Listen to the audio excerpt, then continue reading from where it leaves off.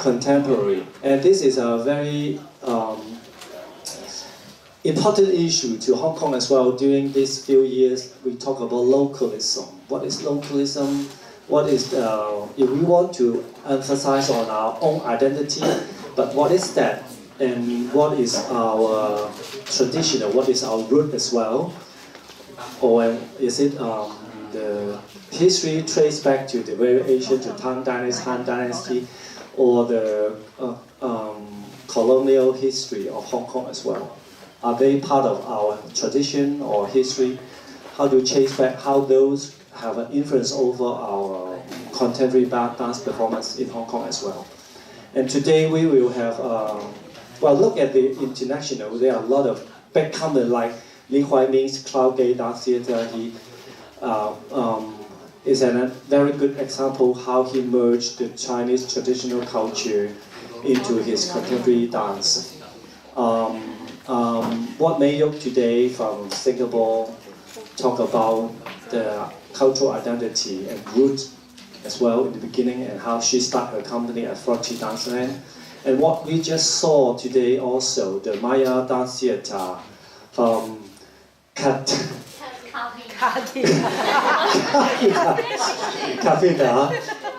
from Maya Dance Theatre. I always mix up her with Katia. So I always Kavita, yeah. And she emphasized, put a lot of Indian traditional dance training into her dance work as well. So there are a lot of possibility and how we merge our traditional cultural philosophy training into contemporary dance. And today we also have Yuntao as a respondent today. And Yuntao himself is the artistic director of the Hong Kong Dance Company. And he also trying very hard and trying very good to put traditional or Chinese culture into their contemporary dance, into his dance company. So he just finished his work yesterday, and he come especially as a respondent. So today we are so happy to have three speakers.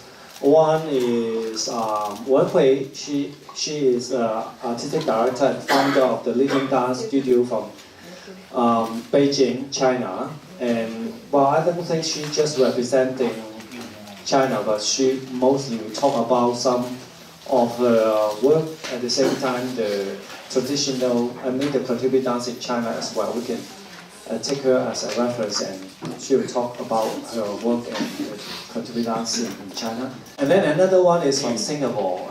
Singapore is so in the southeast part of Asia.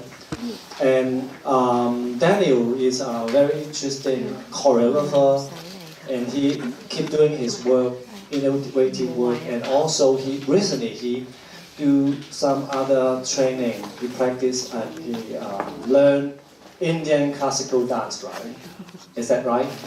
A little bit. So it's interesting why he moved and why he have an interest on traditional Indian dance, and maybe he can talk about it as well later on. And I'm so happy that Daniel will be here too for the section of one of the speakers. And Daniel is the founder of Zuni, a theatre company of Hong Kong, and he generously gave out a lot of books about traditional and contemporary in the Asian Performing Art. That is a forum in a few years ago, and they published a book. If you are interested in have one, you can feel free. All the material on the table are free of charge. If you don't mind, it's very heavy, you can take them home with you. But it's worth, I think, yeah. So it's good to have him here because it's already started his theater work to merge and using a lot of Chinese traditional culture like Kunju to start Kunju actor to together with contemporary dance actors, contemporary artists together on the stage, put those issues, traditional and contemporary performance together already. Like the Night Fit 夜班有沒有啊 ？Night Fit Free by night. Free by night. For example, recently I saw his work, and this work has been keep touring around different country to different country. So let's welcome Wenhui first to come on stage. Wenhui, 谢谢你进来好吗？ So for our convenience and not to drag the speech too long, we mainly use English. But in case you have need translation, we may have to group together for some of the some parts, so that you need like English or Mandarin translation. 这个作品是谈关于欲望。This piece is actually talking about desire because in 2002 China have a big change about their economic from order planning economy into this marketing economy. So how the society starts to change. 所以好像我们住的那个胡同里面，一夜之间很多发廊开，其实发廊就是我们都很清楚，洗浴中心、发廊身体，就是有人在卖身体，有人在买身体，就贩卖身体这样的一个画面，在社会好像很快就出现。All of a sudden, she feel like all this alley has a new open beauty shop or like some kind of body workshop, and to buy to how to exchange this consuming for the body, either buying something for the body or sell something from the body. It's become a very popular activity.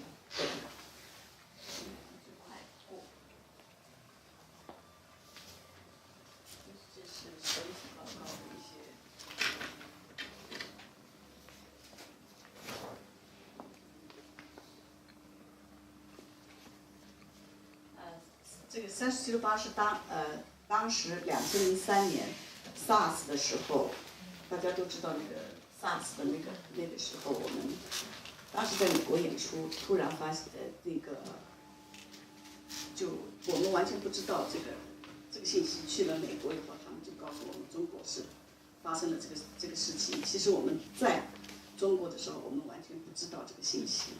我们飞的那天 ，ACC 的人还有美国的一个朋友给我打电话说：“你们要小心。” This work is about SARS. That happened in 2000.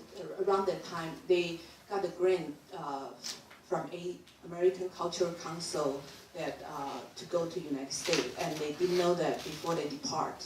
And once they get into the airport, they got a phone call. They say China, it's already happened, and they have to be careful. 所以我们在美国演出完，大家就演出了6个星期以后，美国的艺术家就让我们不要离开美国，因为我们回国有2个星期要去德国演出，就说你们不要走了，因为你们回去很危险。我们就开了一个会，就是一个团在开了一个会，就是我们到底要不要走。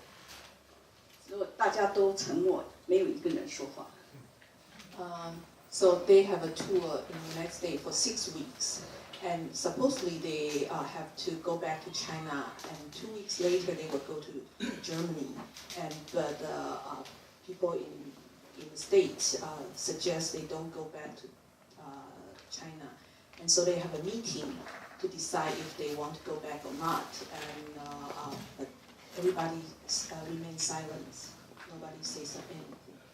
因为这些团队的他们的亲人、他们的父母、孩子、兄弟姐妹、爱人都有在国内的，大家都不知道怎么选择，在人生这个很难选择的这个时候，我们就决定说我们还是回去，因为这是我们的问题，我们自己的困难我们要面对，我们就回来了。回到北京机场，一片就是没有人，空的那个场景，就是我我觉得是一个非常强烈的一个画面。Because all the people they care, their family, their loved ones, they were all in China. So finally they decided to go back. And when they arrived to the airport, there wasn't anybody in the airport. It's empty. 所以我们就觉得所有人的关系突然一夜之间就变成另外一种感觉，情人也不能见面，也不能 kiss。你看见人打招呼就说洗手了吗？ So this whole thing that changed the relationship between people. Like you cannot kiss with your loved ones, or when you greet people, you ask if you wash your hand already.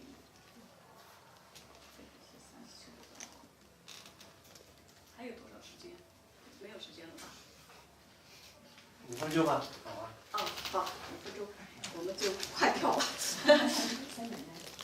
好吧，我这个跳和民工跳舞，这个是2001年的一个30个民工和10个舞者的一个，我们在一个工厂。This work is they work in the factory and how they dance with the worker in the factory. 是快步，这个是大三子。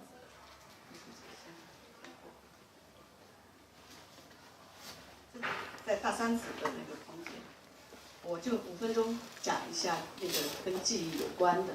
这个其实就也是跟我们就刚才说的，就日常生活，我在想日常生活这种跟就是传统的记忆，我自己在2008年开始就开始研究身体记忆。She started her study about the body memory since 2008.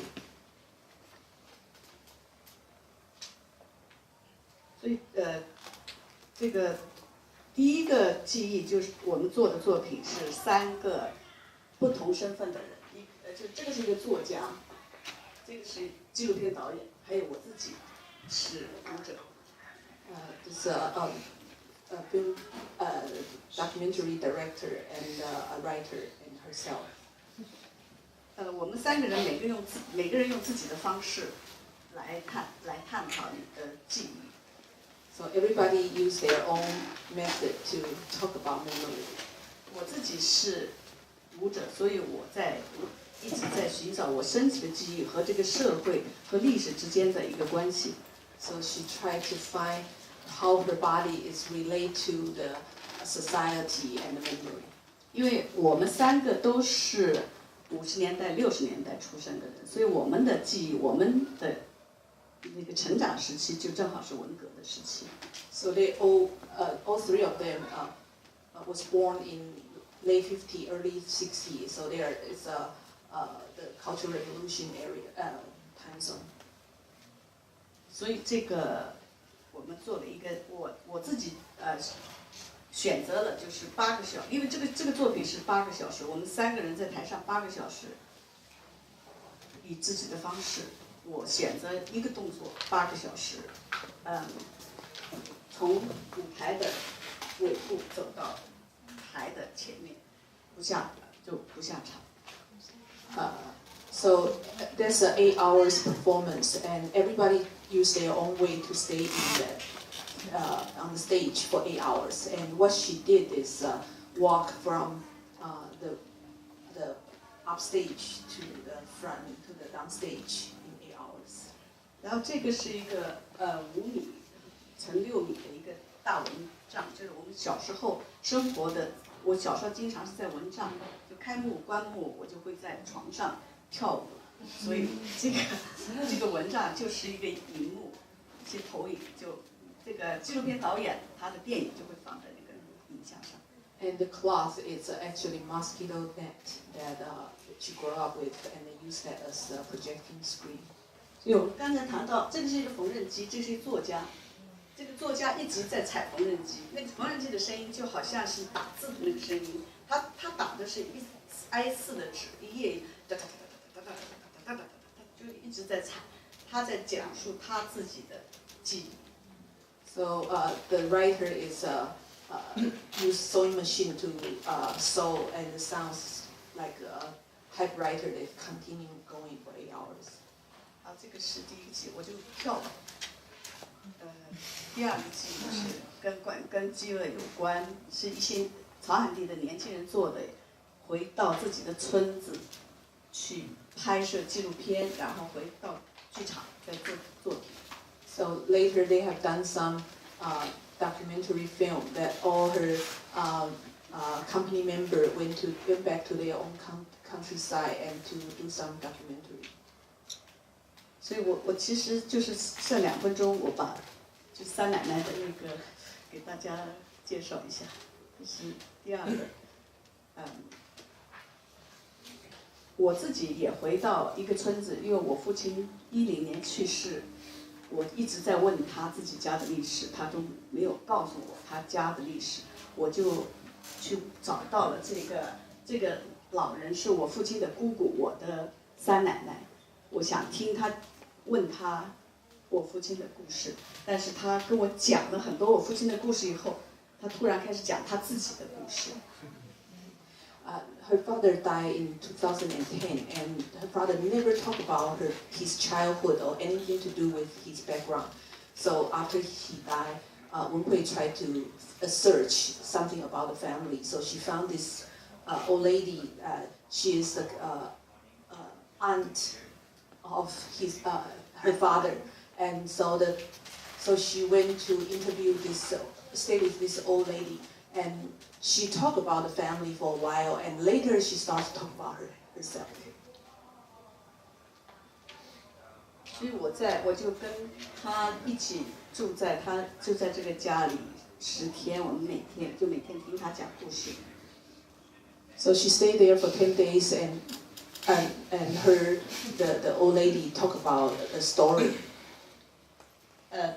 她的故事就很像中国女性的一个历史，因为她在讲她12岁嫁给我三爷爷，14岁生孩子，生了3天孩子就死了，然后20岁她的丈夫就有外遇，就跟她的家庭教师就好了，她一直到解放，她才可以写一个离婚申请书。She talked about her. She got married when she was 12. And she had to give her first birth when she was 14, and 3 days later the baby died, and a few years later her husband started to have an affair, and she had to live in that kind of situation, not until when the 80s that she can get the law to support her for the divorce. 然后他谈到土改的时候，他所有的家全部失去了，只剩了一套衣服在身上，就土改的时候，我不知道土改很麻烦。China have some kind of landlord. The land law, that a big revolution about the land, who owned the land, and so she lost everything. 所以我在村子里听他讲故事的时候，我们有时候就开始玩，因为他一直在戴着帽子，我就很好奇，说我没有见过他的头发，我就开始梳头，他就也开始梳头，有一次我一发现啊，你的头发这么白这么长，我的也是这么长，然后我们俩就把头发绑在一起。So basically, they play together every day. So she found that old lady has a long hair, the white hair, and she has black hair, and so they just play the hair together. 就是采访完以后，我做了一个纪录片，就是听三奶奶讲过去的事情。做完纪录片就觉得应该把这个纪录片转换成一个剧场。第2年我就又去了村子里，跟这个三奶奶一起排练，还带了一个年轻的舞者一起过去。So she made the documentary about her story, about this great aunt's story, But the year after, she feel like she need to turn the whole story into a theater work. So she went back to the village again with a younger dancer. 我昨天跟这个医生聊天的时候，就是说，这个三奶奶很神奇，就她身体好像是 improv 的身体，就是因为她也不知道什么叫舞蹈，舞蹈是什么她都不知道。但是当我们的身体在说话的时候，我们会晃，我们手拉着手在说话的时候，一晃，她就很放松，然后我们两个就开始就会做一些动作，就开始慢慢的就动起来，就这样的动，每次会很长时间，可能45分钟这样的。So it's amazing old lady that even they just hold their hand together talking and their bodies start to wave together and the wave slowly turn into sort of like a dance movement. Even the old lady never heard about what dance is, but her body just naturally move with Wenhui, and they can just keep talking and the dance can last for 45 minutes long. 这是他们家厨房，我们两个就是他每天就会说，哎，我们开始玩吧，就这样跳。So every day the old lady will say, let's play together, and that means they want to dance together. 就是他家那个地上有好多菜叶，我们就比如说躺在那个地上，他就会跟我在玩，来讲他的故事。So that's how they air dry the vegetable, and they would lie there to dance on the vegetable. 这是他家的厨房，我们就在他家任何地方即兴，任何地方跳舞，就一边做饭，我们就一边在跳。So anywhere they are together, they can play, they can dance together.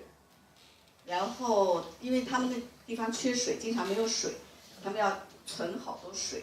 我就觉得哦，这个太好玩了，这个大个盆，我要爬下去喝一口。他说我可不可以我也喝一口？So they don't have enough water usually, so they have to save water in the basin. And so when we say, "Oh wow, I want to drink it," and the old lady say, "Oh, I want to drink too." 所以这是在他们家的粮仓。有一天他突然，我没有去过楼上，他说，哎，上来。我就跟着他一上去，我一看，哇，天哪，就是从整个地板都是谷子，然后那个墙的话，你很像油画，我就很激动，我就要跟他跳，他就跟我一起跳。So this is the barn.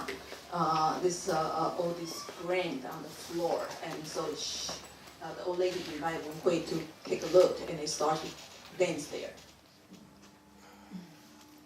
这是当我们把这个作品转换到舞台上的，就是 And that's how it looked like on the stage as a stage work. 你可以看到这是他的厨房，这是我妈妈。That's Wenhui's mother. 就是正好因为三奶奶的故事是一个像中国女人的历史，所以我就希望是邀请我自己的母亲三奶奶和一个年轻的一个舞者，因为我自己没有孩子，这个舞者就像我的孩子一样。So because the grand aunt story is about a Chinese woman, so she would like to invite an elderly woman there. So she invited her own mother.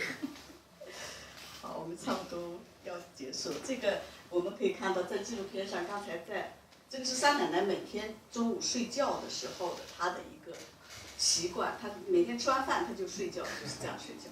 Oh, this is the way she take a nap, siesta. That every day she do this gesture to go to sleep. 好，谢谢。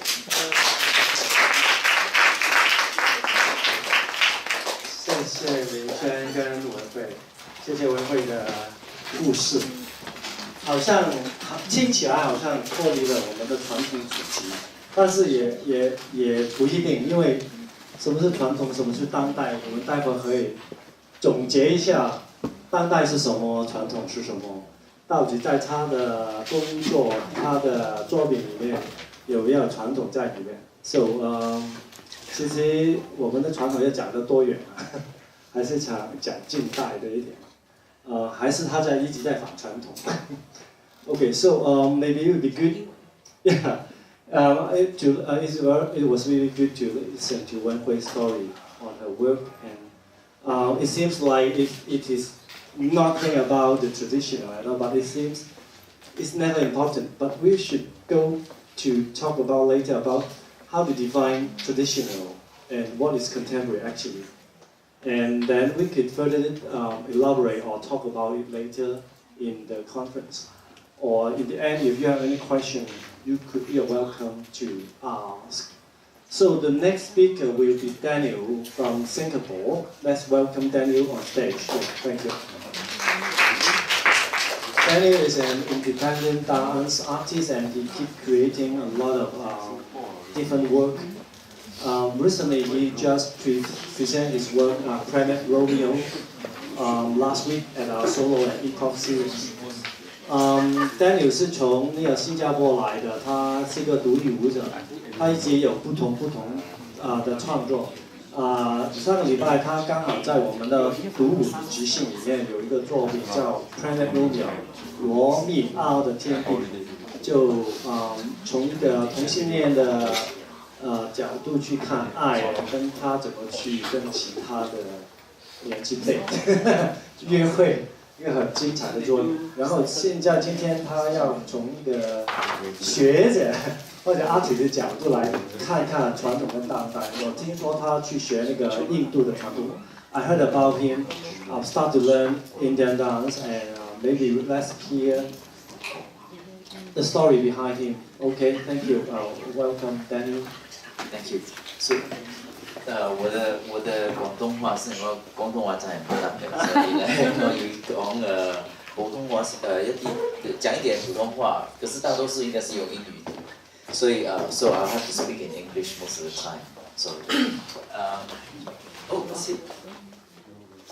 I think I would like to introduce myself a little bit, but before that maybe it's worth taking up Victor's question or something that I was also thinking about listening to when we speak.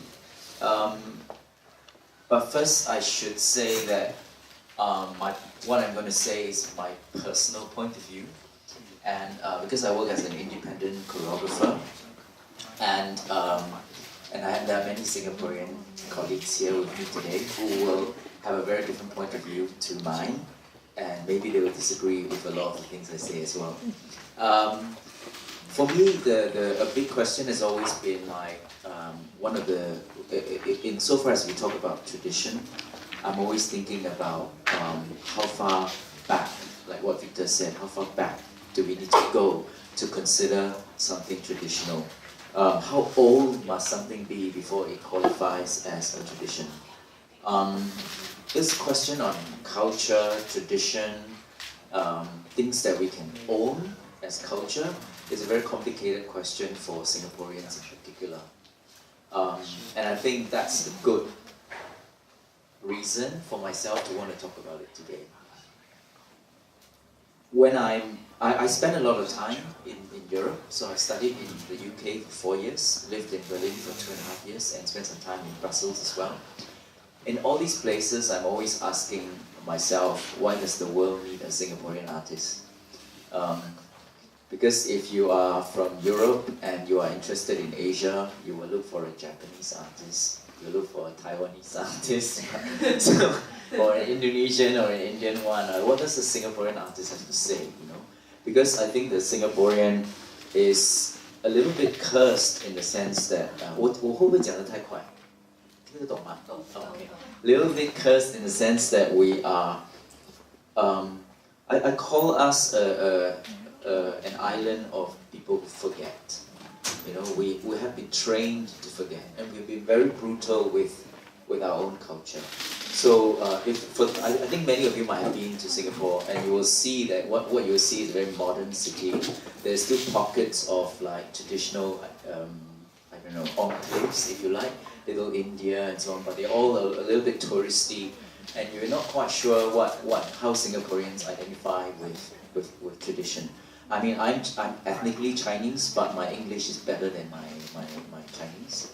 You know, I cannot talk about, at home I speak Mandarin with my parents, but I cannot talk about politics, history, economics, philosophy with them. It has to be in English. So I call us an island of people forget, because since I was brought up, you know, arts and culture has always taken a very low priority in our school. We always care a lot about math and science in school. Maybe it's the same here as well, a little bit. And what I see, what I can remember from my childhood, the spaces where my mother grew up in Chinatown and so on, all have been torn down. So every 5 years when you go to Singapore, you will see quite a different city. The buildings that you used to know, the streets that you walked on would all have changed in 5 to 10 years. And I don't think I'm exaggerating, because it is literally what happened to me when I go overseas for studies, and by the time I come back, there will be a new mall I have never heard of, you know. And your favorite shops where you go and get something might just not be there anymore. So in such a landscape where people are constant, the landscape is always changing, and we are asked not to be too precious about old things, then what can we really, really own? You know, what can we call our culture? What can we call our tradition? The other thought I have is when I went to art school, I studied visual art first in London. And when I was studying visual art, I was lucky, I guess, to go to a school where you could do whatever you want. So unlike a more traditional or conventional art school, where people always say you need to be able to draw as a foundation, and then after you learn to draw, you can start to do other things. After you learn to sketch, you can then think about video art, conceptual art, and so on and so forth. But the school I went to in London didn't require me to do that. So right from day one, I entered this school with only the ability to draw. And I realized that my drawing skills were useless, you know. Nobody was drawing, nobody was painting. Everyone was in the video editing suite doing all kinds of other stuff apart from making a mess in the studio. But I also try to see the good side of that, because what it taught me was that I could start from anywhere. And it was interestingly at that point in time when I realized what I really wanted to do was not draw or paint, but to dance. And so I started getting interested in dance in London. And next door to my art school was the Laban Center. And I was very curious. I would try to enroll into all kinds of dance classes as much as I could. I always enjoyed the dance school more than the art school, because the art school was like full of people smoking and stressing over like I cannot work, cannot think, I'm stuck. But then the dance school is like with music, and people, when you open the door of the dance school, you can smell the dancers, and it was like, and then they were all complaining about their backs or their feet. And I wanted those physical problems, you know. And so I would sign up for, so my dance training as such was about grabbing whatever I could, because I signed myself to 4 years of art school, paid by the Singapore government, but in return I had to be a teacher for 8 years afterwards. Which meant that 12 years of my life was not about dancing, you know, and at the point in time when I really wanted to dance. So I realized that I had to fabricate my own training. So what I did was to just grab whatever dance training I could find along the way. A bit of African, jazz, hip-hop, ballet, contemporary, capoeira, flamenco. So I literally did a few months of each of those things. Then I was also reading Martha Graham's biography at that time. And she said it takes 10 years to become a dancer. So I was thinking I'm doomed, you know, because by the time I finish with my 12 years, I'll be in my mid-30s. And she also said by the time you're 35, your life as a dancer is over. So I felt like I had a crisis right from the very beginning. And the conventional dance training also require you to have ballet as your base. Like drawing is to the visual arts, maybe ballet is still the foundation for dance training in most schools today.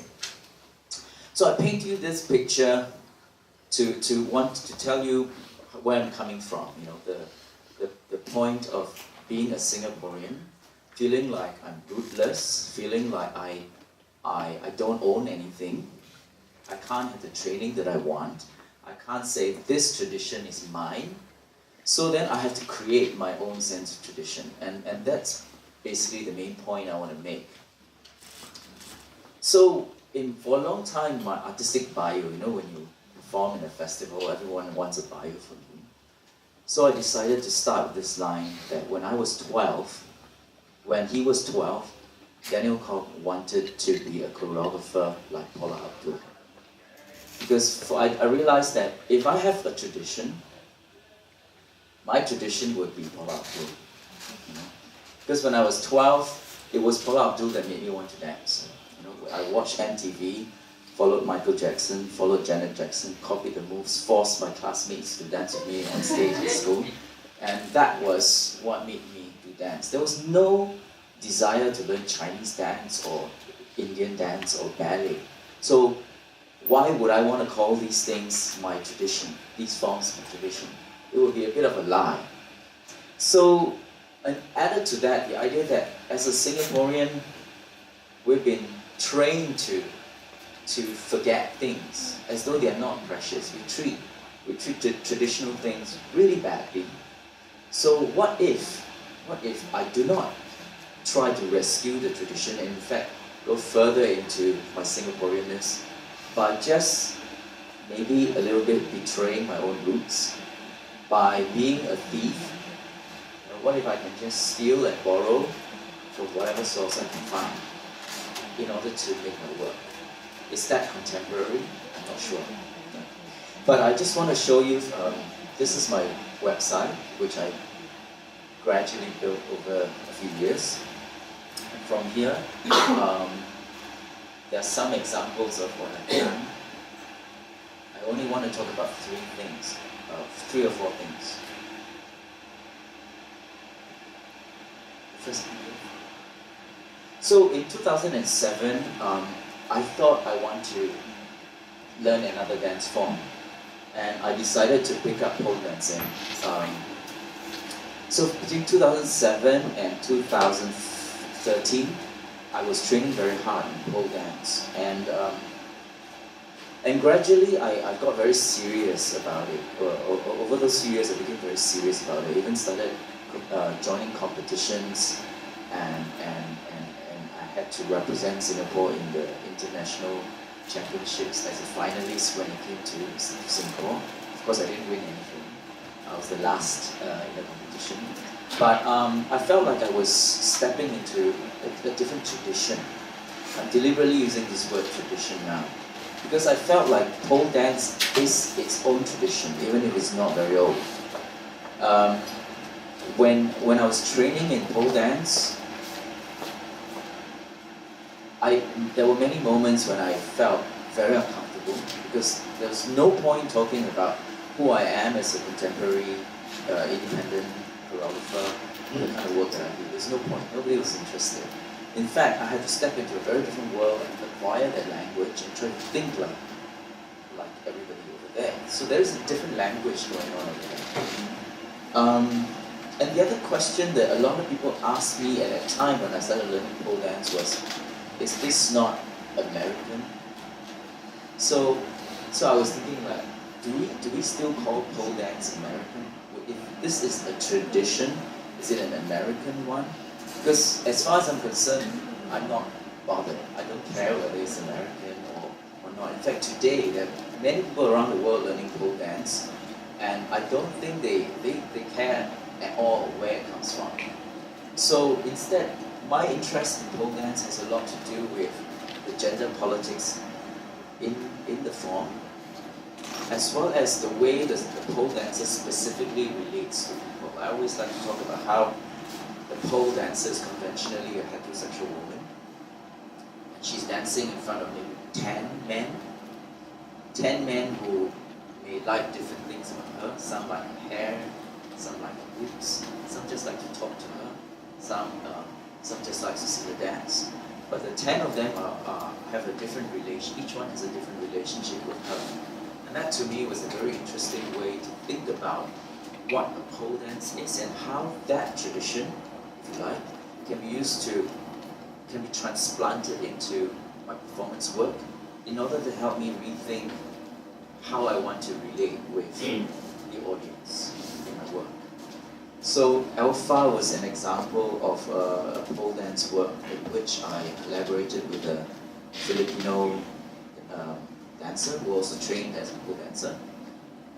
And we worked with a Belgian choreographer and we made this piece.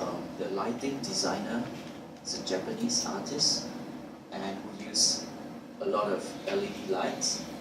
We have a 6-meter pole that spins, and when we spin, and the lights will spin with us, so the shadow will follow us around. When we reach the floor, the shadow can continue spinning around us, so we become the pole, and so on and so forth. So this is an example of, I think I made 3 works involving pole dance in the end. Planet Romeo, the one I performed last week, also had some pole dancing. And the other thing I worked on after pole dancing was 2 projects involving cheerleading.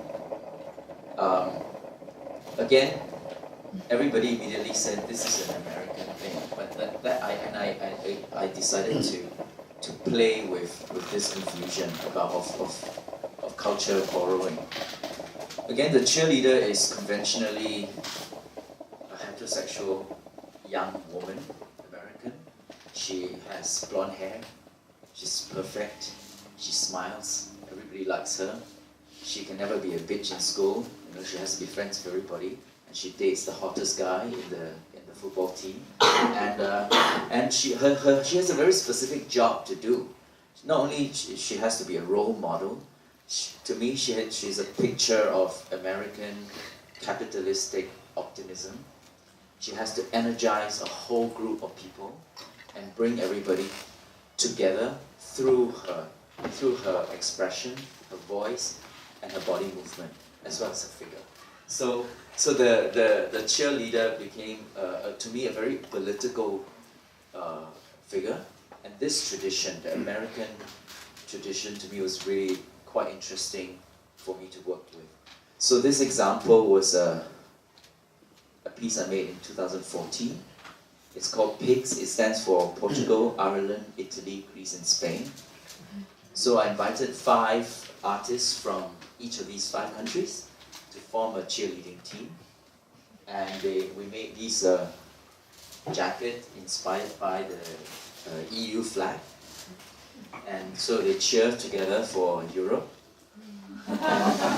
And the jackets are reversible, so they flip over and to become the countries where they come from. And so this is the Spanish cheerleader wearing the Matador's hat and the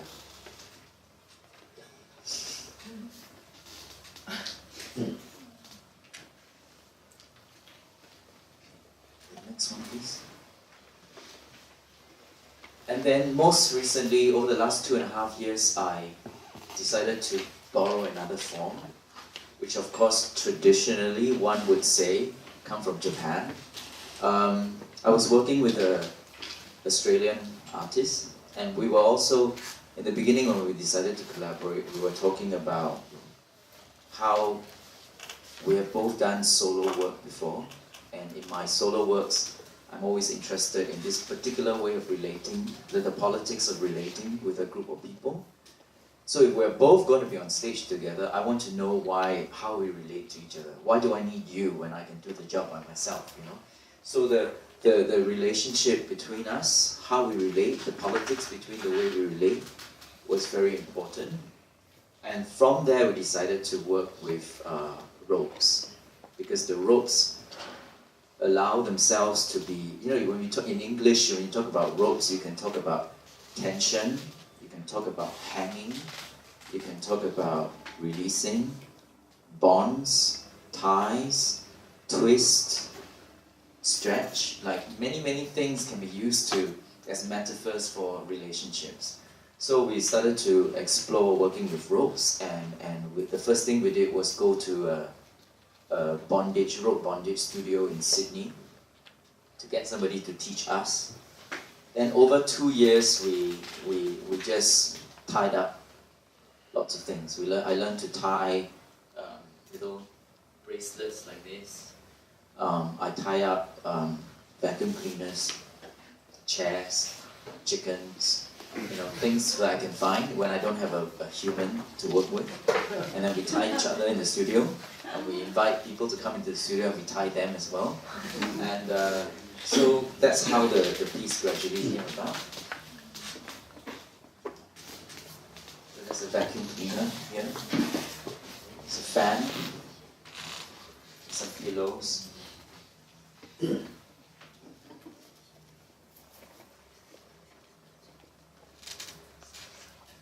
So yes, I think now I'm at the point where I can talk about what Victor mentioned about time.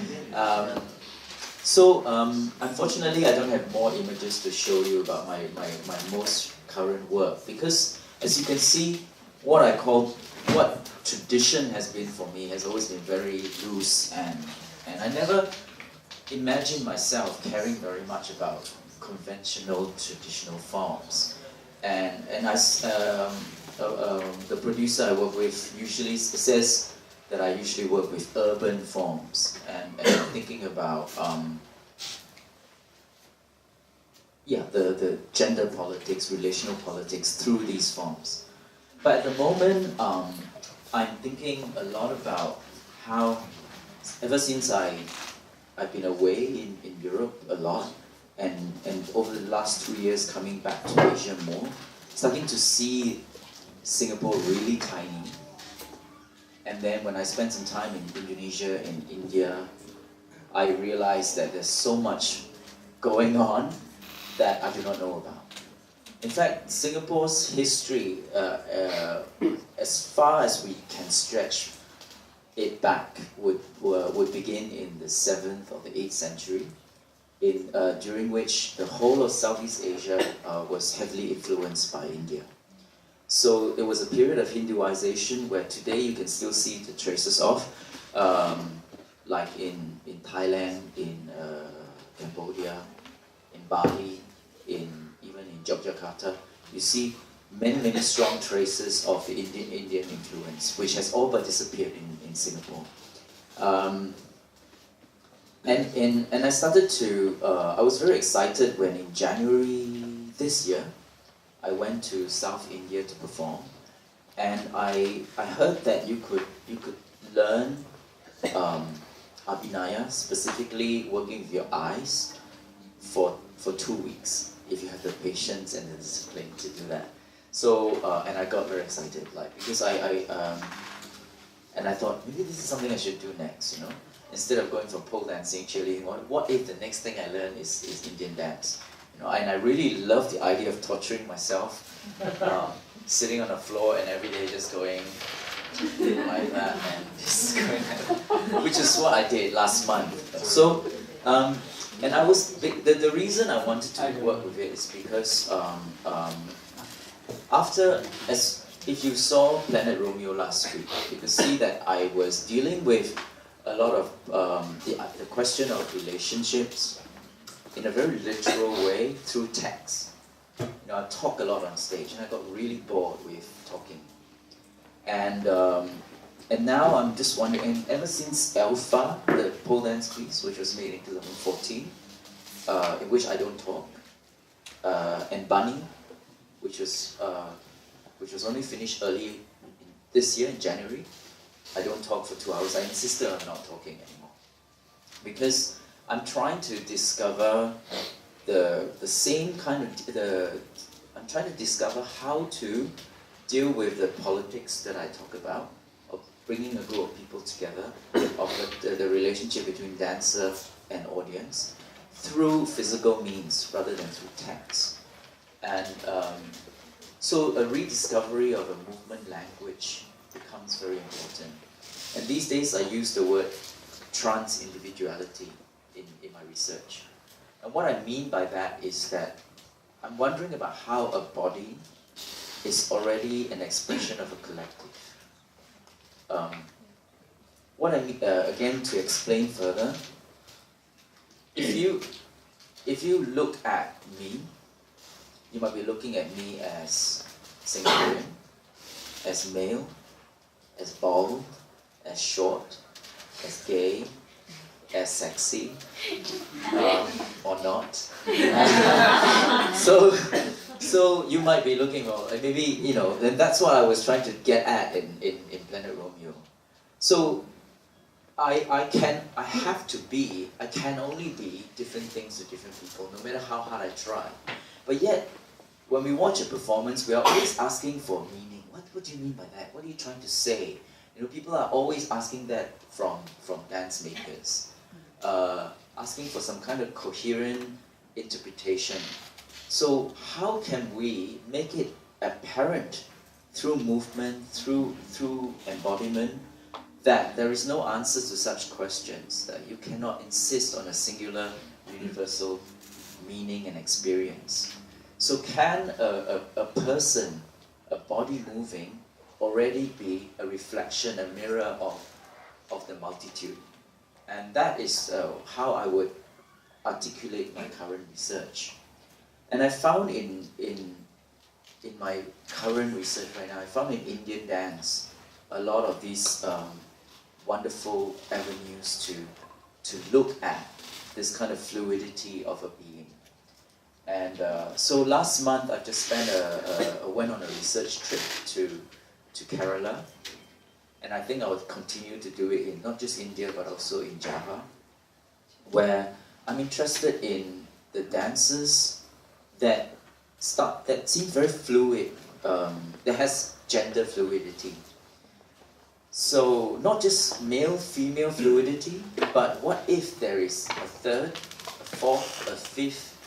What if I can do a drag show and not become a man impersonating as a woman, but maybe trying to become a lemon or a plastic bag or just a blob, you know? So I'm trying to look for a way to approach this through Indian dance. So it's not Indian classical dance per se that I'm interested in right now. And I find the use of, so let me give you a few concrete examples. This particular dance in Kerala is called, there's a dance that's found in Kerala called Mohiniyattam. It's not so well known like Bharatanatyam or Kathak, but it is one of the 8 main classical dance forms in India. And it's usually only danced by women.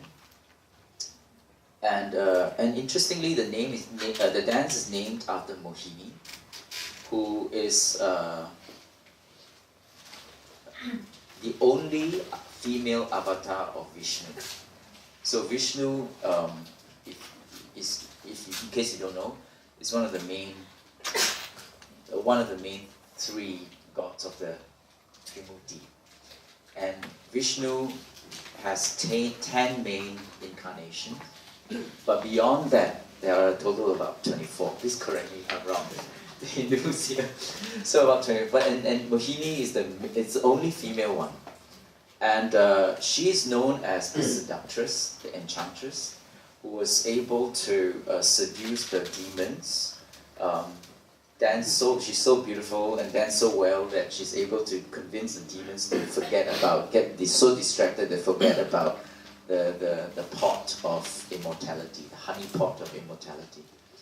And she was also so beautiful and so good at dancing that even Shiva was seduced by this incarnation of Vishnu, that he forgot about Parvati and ran after her. In fact, the legend is that he spilled his seeds while he was chasing after Mohini, and they became the gold and silver on earth. So, and I was really interested in this, like, wait, there's like a male god chased by another male god. It's actually a female version. And now dance is the name of a dance danced by women, and these women are dancing to show devotion to a male deity over many hours. And then when she's dancing, she also has to, she will recount a story, and she might start to describe Krishna or the different incarnation of Vishnu, which require her to suddenly turn into a fish or into a boar or half man, half lion. And to me, this is wonderful, you know, like to see the practice involved behind the discipline involved for these women to train in this dance for years in order to be able to switch between these different things in a very, very short time. So I was really stunned when I saw some of these young female dancers when they have to, one moment they will do, the teacher will say, okay, now do one of the Navarasas, do grief. And they will just dutifully sit down and then roll their eyeballs. By the time the eyeball is looking around here, you can see the eyes are a bit wet. By the time the eyeballs reach here, one tear rolls down, and then she finishes and she looks down. And then the teacher says, now do anger. And then she continues to look up, and she just changes into a person in rage.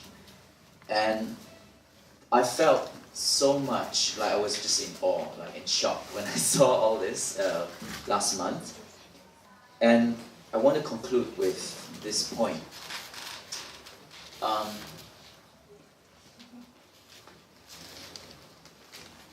So the thing is, when I was in Kerala, I went to this school that somebody introduced me to, and I was loving it, and I also wanted to get the hell out of there immediately. Because as soon as I got there, it was very uncomfortable. Right? There was no hot water in the room, the bedding was like that, and there was a lot of mosquitoes everywhere, and every day I ate coconut, and only coconut, and I was just missing home. I thought I could do it, but it was just too hard for me. And also I had to, the way they taught, I was taught was really like a really traditional teacher-student relationship. So the teacher would and my Mohiniyattam teacher is very old, and she has lung problems. So she sits down on a wooden stool, and she has this pipe across her nose, and she's like going during the class, and she sits there on a stool with a stick, wooden stick, and she will beat out the rhythm, and I'm seated on the floor, cross-legged, alone on this dusty floor, feeding mosquitoes, trying not to scratch myself, and then she would just stay again so I had to go round and round and round, and then sometimes she forgets that I'm practicing. She looks at her mobile phone, she talks to people, and I had to keep going and going.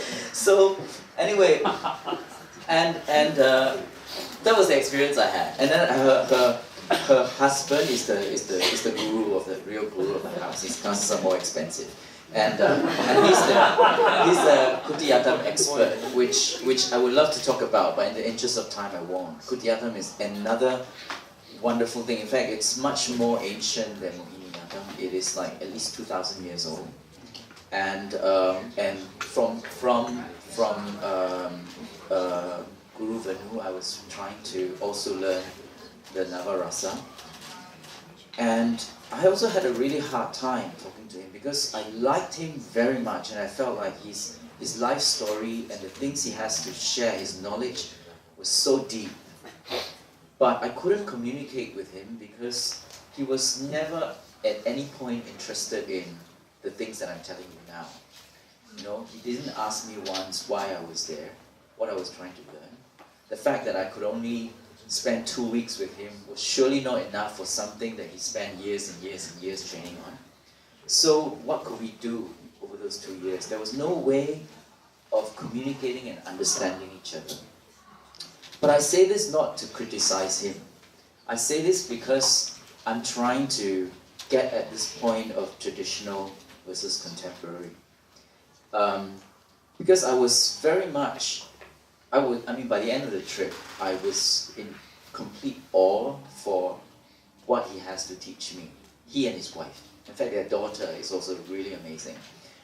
And I feel like it would be a real shame if what they do doesn't get seen around the world.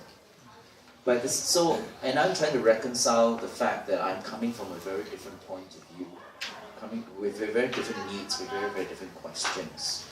So, and essentially, the only conclusion I can draw at this point is that perhaps traditional, what is traditional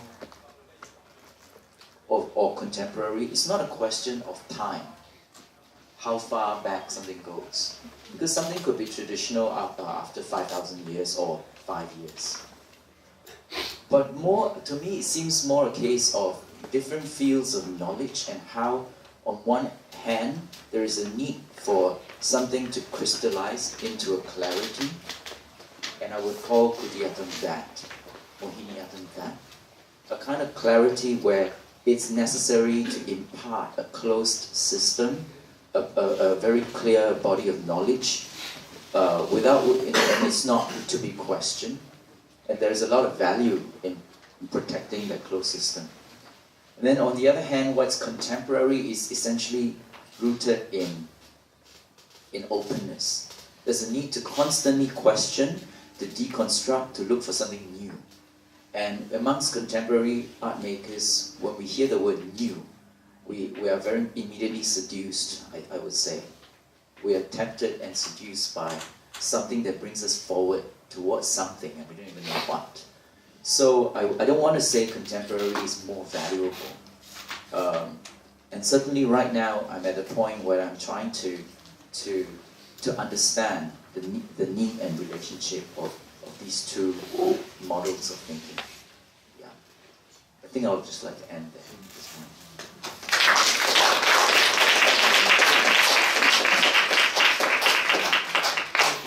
Thank you, Daniel, for such a happy and funny way of talking about his personal experience about traditional and why he is interested in traditional as well. And the way of what we call about traditional could also be urban traditional as well. So maybe let's move on to Daniel from Hong Kong, Zuni. A very important theatre company from Hong Kong, and he's the artistic director and founder of Zuni. And it's very important to have him here because he has been using traditional trained dancer in classical Chinese opera to merge with contemporary dance, contemporary artists and theatre artists to do work. And I would like to hear a bit more about his interest on this, and also how he could work with traditional actor, a Chinese actor, and with actor, drama and theatre actor as well. And he also, as I mentioned, he also held forum a few years ago about traditional and contemporary as well. So it's more or less like a similar topic about traditional and contemporary performance. What is from different countries around Asia, right? So let's give this platform back to Daniel. Thank you, Daniel.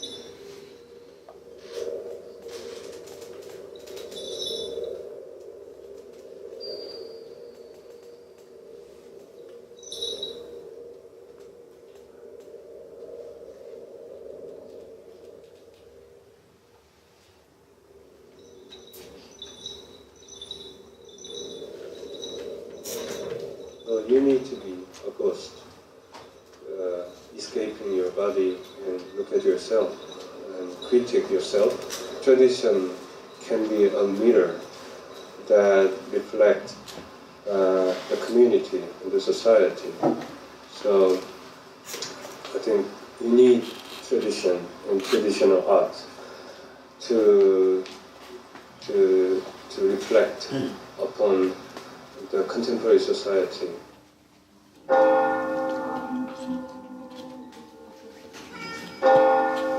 For you, or in your city, or in your culture, where do you draw the line between traditional and contemporary, and what about modern? And or if there is such a line.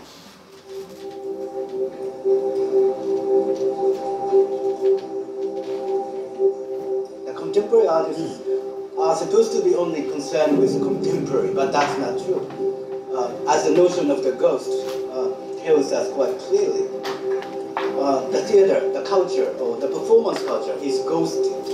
If the ghost is haunting whatever is happening on stage.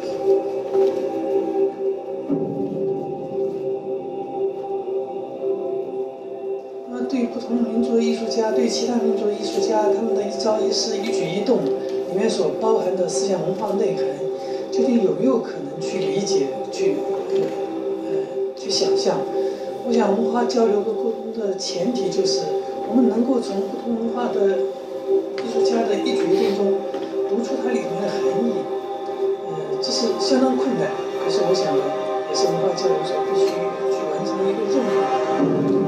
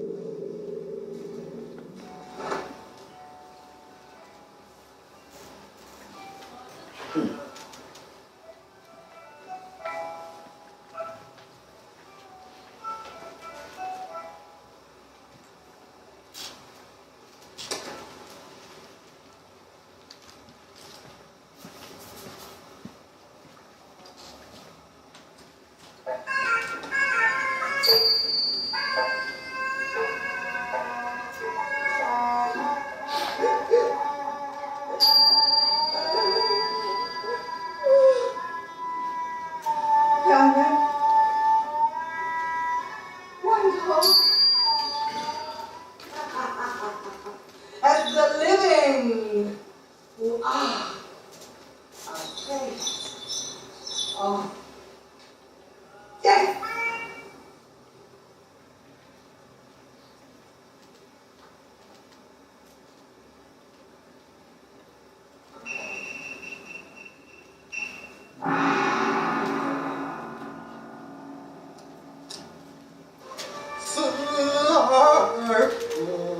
不寒，虽是无寒。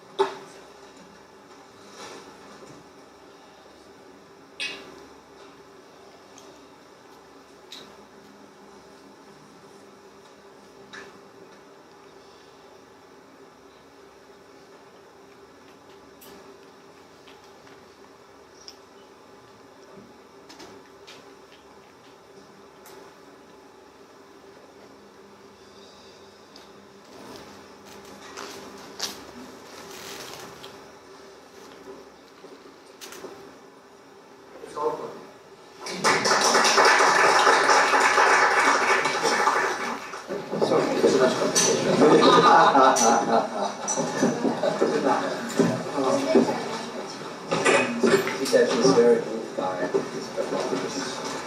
So everybody is really here. Everybody. I got the idea from you. 我觉得开场这气氛放纵，你什么都不唱不做，不什么很安静的，我觉得很厉害。一唱我就马上在想，可能要将这个词打在后面，是不是啊？又要翻译给很多外国人看啊。没唱，基本上根本就没有唱。对，你唱那个，就是那个感觉，那个深深的感觉。Now we are more familiar with each other's work and more familiar with this space. So, and articulating between the set and everything. And I think I really like to hear from all four of you. Now that you have seen each other's work, and now that you have, a further more experience with this experimentation, any comments, any suggestions? Well, my comment is a little bit not focused, but I want to make it free. Yes, right. Enjoy experience. Okay. That's because I'm afraid that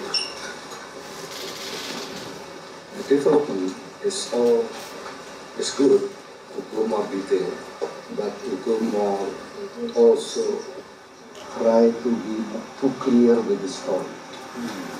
And that's sometimes I lost the feeling of the poetic element, which is very important on the stage. The soul was suddenly overrun by the narrative. Because everything was so poetic, and it's just like you have the mood of this ghostly experience, and it's universal. But when you have the text, then it's constrained into a certain way of storytelling. May I frankly speaking? When you try to explain, with English, then it is English, and it is the most because so it's too much projected. The mystery is lost suddenly. That's what I think. I feel the same way. Because when you start speaking, suddenly, it limited the interpretation. Because it could be anything before you start speaking. The same applied to when I was commenting about Kerching's work. the first 7.5 minutes was so powerful. It was so powerful entering the circle and coming out, and then was everything, and you know what it's all about. But once when he started to sing, then I start to think, yeah, it's about this, about that. Sometimes you don't really need the less is more. Yeah, less is more. 你有什么看法？同意。I agree. 所以我准备本唱。I'm prepared to take away the singings. I think it's yeah. I think make some only voice. Yes. Yeah. I think so. I think we should. Yeah. So we make sound. Yeah. We don't talk. The melody is good because you don't. Just make sound. Just a melody. But it is the quality of the song is there. But no words, just the melody. Yeah. So, are there any other comments? 有没有其他想法？不行，你看了其他的作品？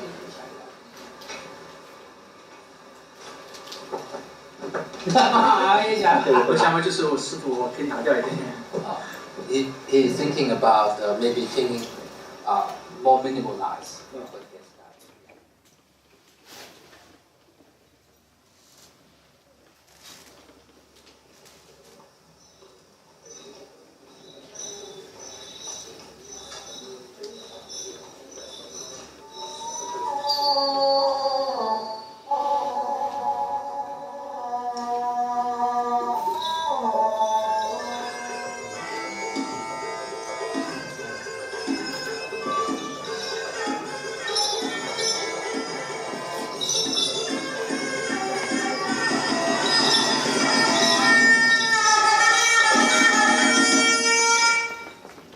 Do the artists have, we call it ideal audience?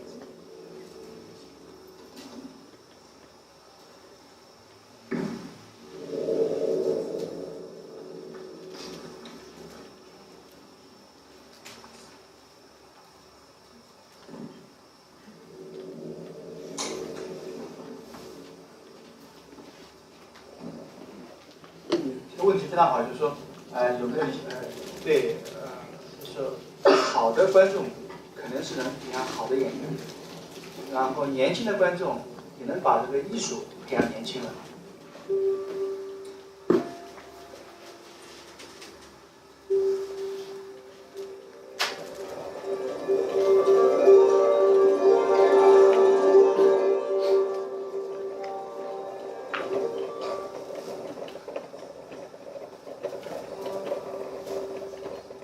非常害怕把观众分为老的跟年轻的。呀，我觉得在我的创作跟这个基础的倾向方面，我认为老的是带动一个年轻观众的一个动力。我觉得如果说重新培养完全年轻观众，这样会使这个创作的基础会有不同的一种走向。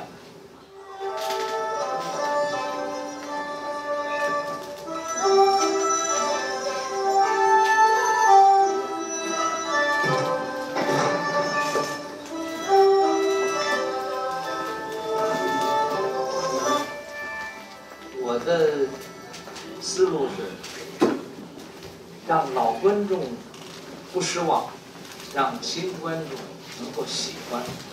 我要给谁看？我喜欢给谁看？我不愿意给谁看。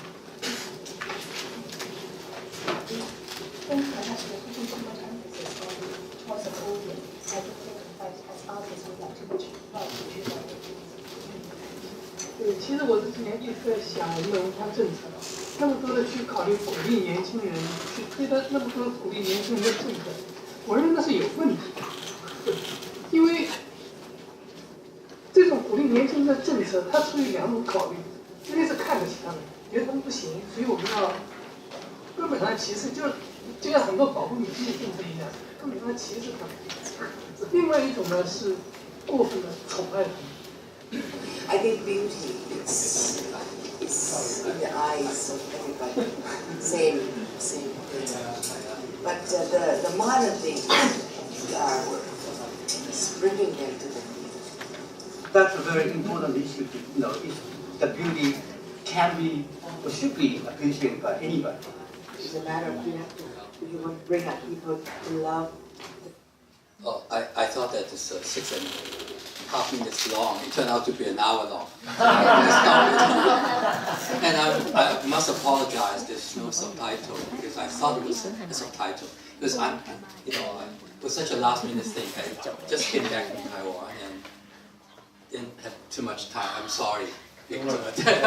But this is a project I did about 8 years ago. I'm trying to figure out, why we call a master, or is there such a thing called master? So I invited 4 people. Sadorno, probably some of you know, he's from Indonesia. And then Pajavati is from Thailand, and Bao Chun is from Taiwan. Li Bao Chun, and also Kejin from Nanjing. I tried to deconstruct what they do. I tried to ask them, why do you not repeat yourself? Don't do what you are so good at. Do something that can have a breakthrough. So Kujin was the first one who said that he wants to impersonate. So he's doing this gender thing. But that's not really that much a breakthrough, okay? Because he's going from the male martial arts role to a female Dan role, which he probably watched all his life, but he never practiced that. But he was trying that, but it's still within the framework. Pajavati was, Pajavati's background is kind of interesting because she was, even though her training was in the classical, but she was in Broadway. So she had a very different experience, okay? And she's very concerned about education and tradition. So she has been gathering all the old Thai artists and then try to nurse them and try to document what they do. So I visited her artist village one year, and then there are a couple of artists who are in their 80s and who is, very weak, and but she was really helping, and I really admire what she has been doing. And I thought that documentation, archival, is so important. Otherwise, it will be gone. And I asked her if this masters were teaching in any way, and she said that she's trying to make youngsters following the masters. And I watched how the master taught the youngsters, and he was behind the student, the youngster, and the body touch. So it's like, the young person is here and the older master was behind. So he was holding his hand, whispering to his ears, and it's so different from our Western training of looking at the mirror or looking at the master face to face. It's just like you keep hearing the master telling you, breathe harder, or relax your left shoulder, or now you move your feet further down. Okay. I watched it for half an hour and I was really very, very impressed. And I thought that we are all trying to explore a different way of teaching and a different concept of how we treat our, our inherited what we from our past. I was really impressed when Daniel was saying that Singaporean is teaching people to forget. Okay, but your body never forgets. Our body already has all the heritage inside. It's a way of how to rediscover what's inside our body. And I'm trying to look at the master and to see how they rediscover their body, or have a critical way of looking at their body. So that particular gathering, the interesting thing part, which it's just was not shown in the documentary, was that I have 4 young people, Actually, they're not young. They're also in their 40s and 50s. They were observing the masters. They are all young performing artists. And they develop a work simultaneously. And I see that every new work is a critique of our old work. Every work is a critique of what's happening around us. And I was watching how the young people, or the contemporary people, critiquing the so-called master, quote-unquote. I must say that the masters never really liked the term masters. And of course, for those of you who know Sadano, he is split personality. I mean, his body has two kind of, one is very Taoist and one is very Confucius. Okay? And he told me that's because he had two master teachers who taught him the completely opposite way. He's the one who breaks through and performs in the audience, and then going back onto the stage and back to the audience. So he was doing that. But this is a project almost 8 years ago now. And sometimes when I look at it, I was thinking that it's a laboratory. And we need lots of laboratory. And we need a lot of this kind of experimentation so we can continue our dialogue and explore and see that how we can go further down. And that's what I asked Victor earlier. That I said, what will happen after this event? Then I asked her the second question is that, are the sponsors going to be in the audience?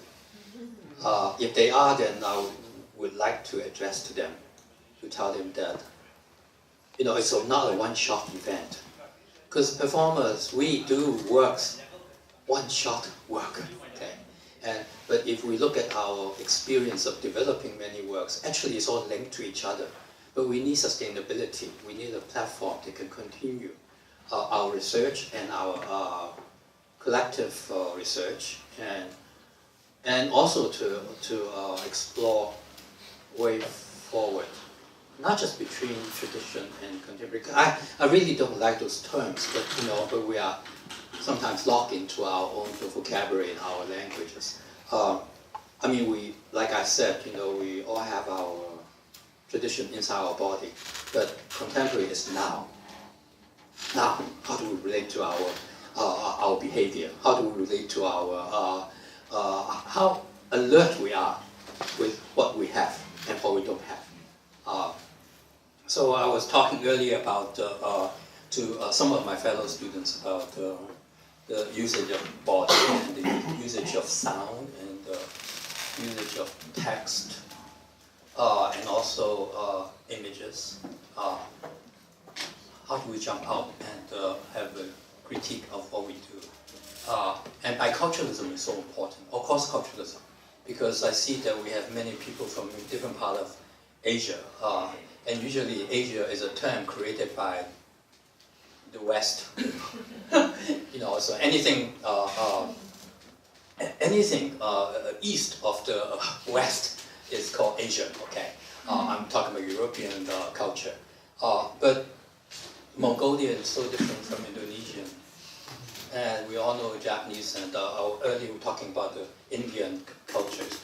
I talked to the Indian people and they said that you cannot just come for 2 or 3 trips. You have to come for half a year or maybe 2 years or 5 years, to understand our culture. But the similar things about Chinese, the Chinese is so diverse. The northern part of China is so different from the southern part of China, and not talking about the minority cultures. But how do we build all these bridges? So we can, if we build the bridges, how can we turn that into to create a new discourse, a new a new critic? Because only when you look at other people, then you think about, why am I doing this, or when am I not doing this? But we need this kind of institutional structure to provide us that kind of learning experience. And when I was watching the video, and I was thinking that, what happened afterwards? And everybody is doing their own thing, okay? It's like we all have to do our projects, so we keep going back to our own projects. But why other institutions are not doing things like that? In fact, I did have a lot of expectation of Singapore. At one time, when I was I think about 2000, I was talking to Bo Bao-kun. We were discussing about, and Bao-kun was saying that he wants to terminate the practice theater at that time. And then he called me up one day and said, I'm not going to terminate it, because one of my former alumni said that you were so inspiring to me, so I'm going to give you $2 million US just to get you started. So don't give up. So he called me up and said, fly over to Singapore and we talked. So that was the beginning of GDRP, which I thought has lots of potential. I don't know how it is right now, but I think, I always think comparative activities, like not only just in critiquing, but also in the creative process is important. I always felt that comparing the masters, or let the masters compare with each other, is very important, because we get inspired by watching how they talk to each other. So that is still what I feel that we need to build all kinds of bridges in Asia. But that's coming back down to the available resources to support such kind of activities. And usually we expect university to be doing that, but universities are pretty much hopeless. And I think, and then we said that, okay, maybe cultural institutions, maybe festivals. The festivals are mainly for, I guess, middle class consumerism these days.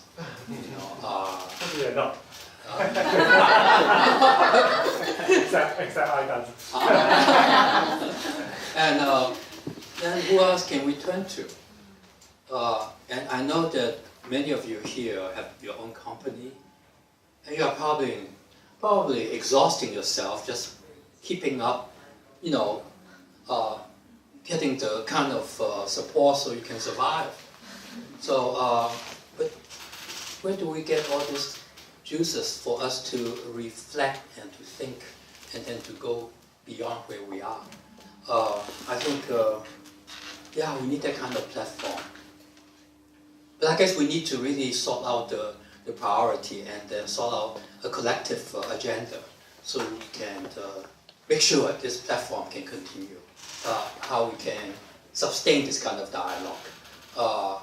I know it is so important for us to share.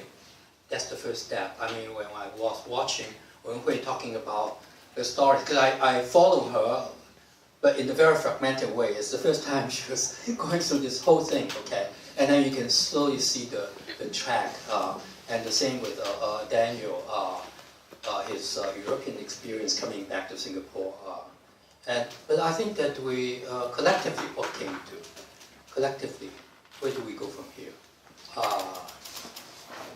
If we cannot depend on festivals, if we cannot depend on the universities, we depend on Victor. And prostitutes. And so he felt that he must write, document the history of artists. So he wrote a book of ghosts, documenting some of the artists at that time, performing artists. And he had about 126 entries. And he named them, he said that they are all ghosts because they can be everywhere. And people are scared of them. And they can be very powerful if they want to be powerful. And he felt that the same thing with artists. And I was really very moved by the concept. Of course, that particular book is pretty boring. It's just a bibliography of Victor Mai. He loves to go do a rope dance. or Daniel, he specializes in cheerleaders or things like that. Nothing else. But that's the best he could do at the time. But the title really were very inspiring. But when you read the whole range of 126 people, you get an idea of where the artists were. Because they were in the so-called the lowest section of the society, and he was making effort to document that. And I really liked that title, so I borrowed that for my project. But then now it's almost 8 years ago, and since then I've been working on other area, particularly concerned about education, about involving the youngsters, how they have more self-confidence of themselves, and then build their own vocabulary, but then and the sufficient resources and of references for them to use if they want to. And I think this again has to do with the education system. So about 8 years ago, about when I started that project, I decided that since university is hopeless, I'll start with high school. So I started with a school in Hong Kong. It was very, very tiring because building a school is, you need teachers, you need good administrators, visionary leaders, and you need the students, and the students behind that, you need the right kind of parents who really support the idea. So if we are doing a laboratory among the youngsters, we need all the support. But the school has been in existence for 8 years, and I think there's a lot of fault in it, a lot of difficulties, but it's a beginning. It's just, I always think that we have to be optimistic to say that everything is a beginning. If everything is always a beginning, then there's always hope. So the platform of Victor Ma is a beginning. And let's see how we can go beyond the beginning. Okay? Okay?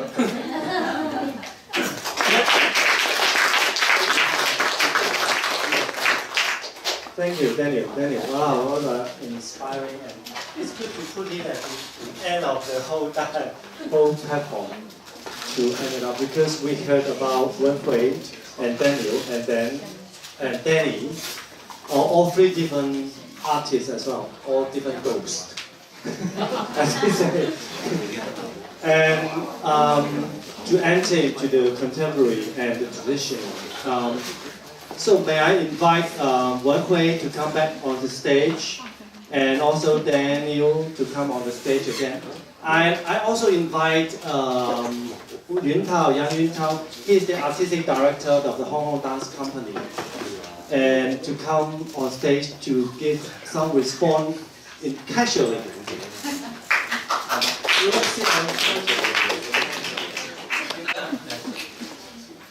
Yeah, let's be honest. 坐上去吧，他们看不到你们。Yeah. 坐上来。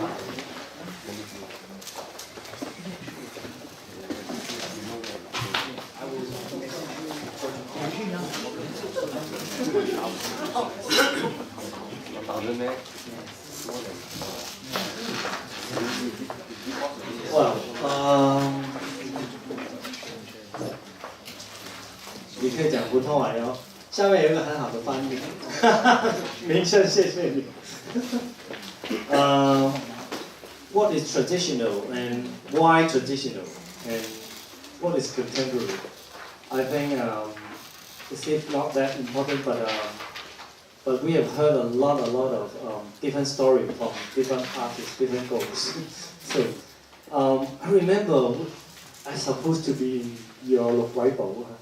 Yes. You remember? Will you do that again? I'll be one of the ghosts. So 从生活里面讲传统，讲过去，讲历史 ，from the living dance studio to talk about life and trace back to the history of their family, and their family actually carrying a lot of tradition as well. We cannot avoid, no matter you try to anti-traditional, but the traditional are still with you as well. 对吗？就算你跟三奶奶讲故事，你三奶奶的传统还是有传统在里面。So from the Daniel point of Danny's point of view, he used a lot of urban tradition to inspire his work, and he go back to even longer traditional to study traditional Indian dance. and we could further elaborate and talk about it later. And then Yuntao actually himself also come from traditional dance training, and Wen Hui have a traditional dance training from Yunnan as well. Yuntao, they are both from Yunnan, the same province, southern part of China. And Yuntao have folk dance to their company's work as well. I would like to hear his response. Yuntao 你可以讲讲一些回想嘛，对于刚才你听到的或者看到的，完不完整也好，你就给一点反应好吗？好，回应嘉宾。对，因为吴明生老师可能要帮我翻译一下，我讲的不会复杂。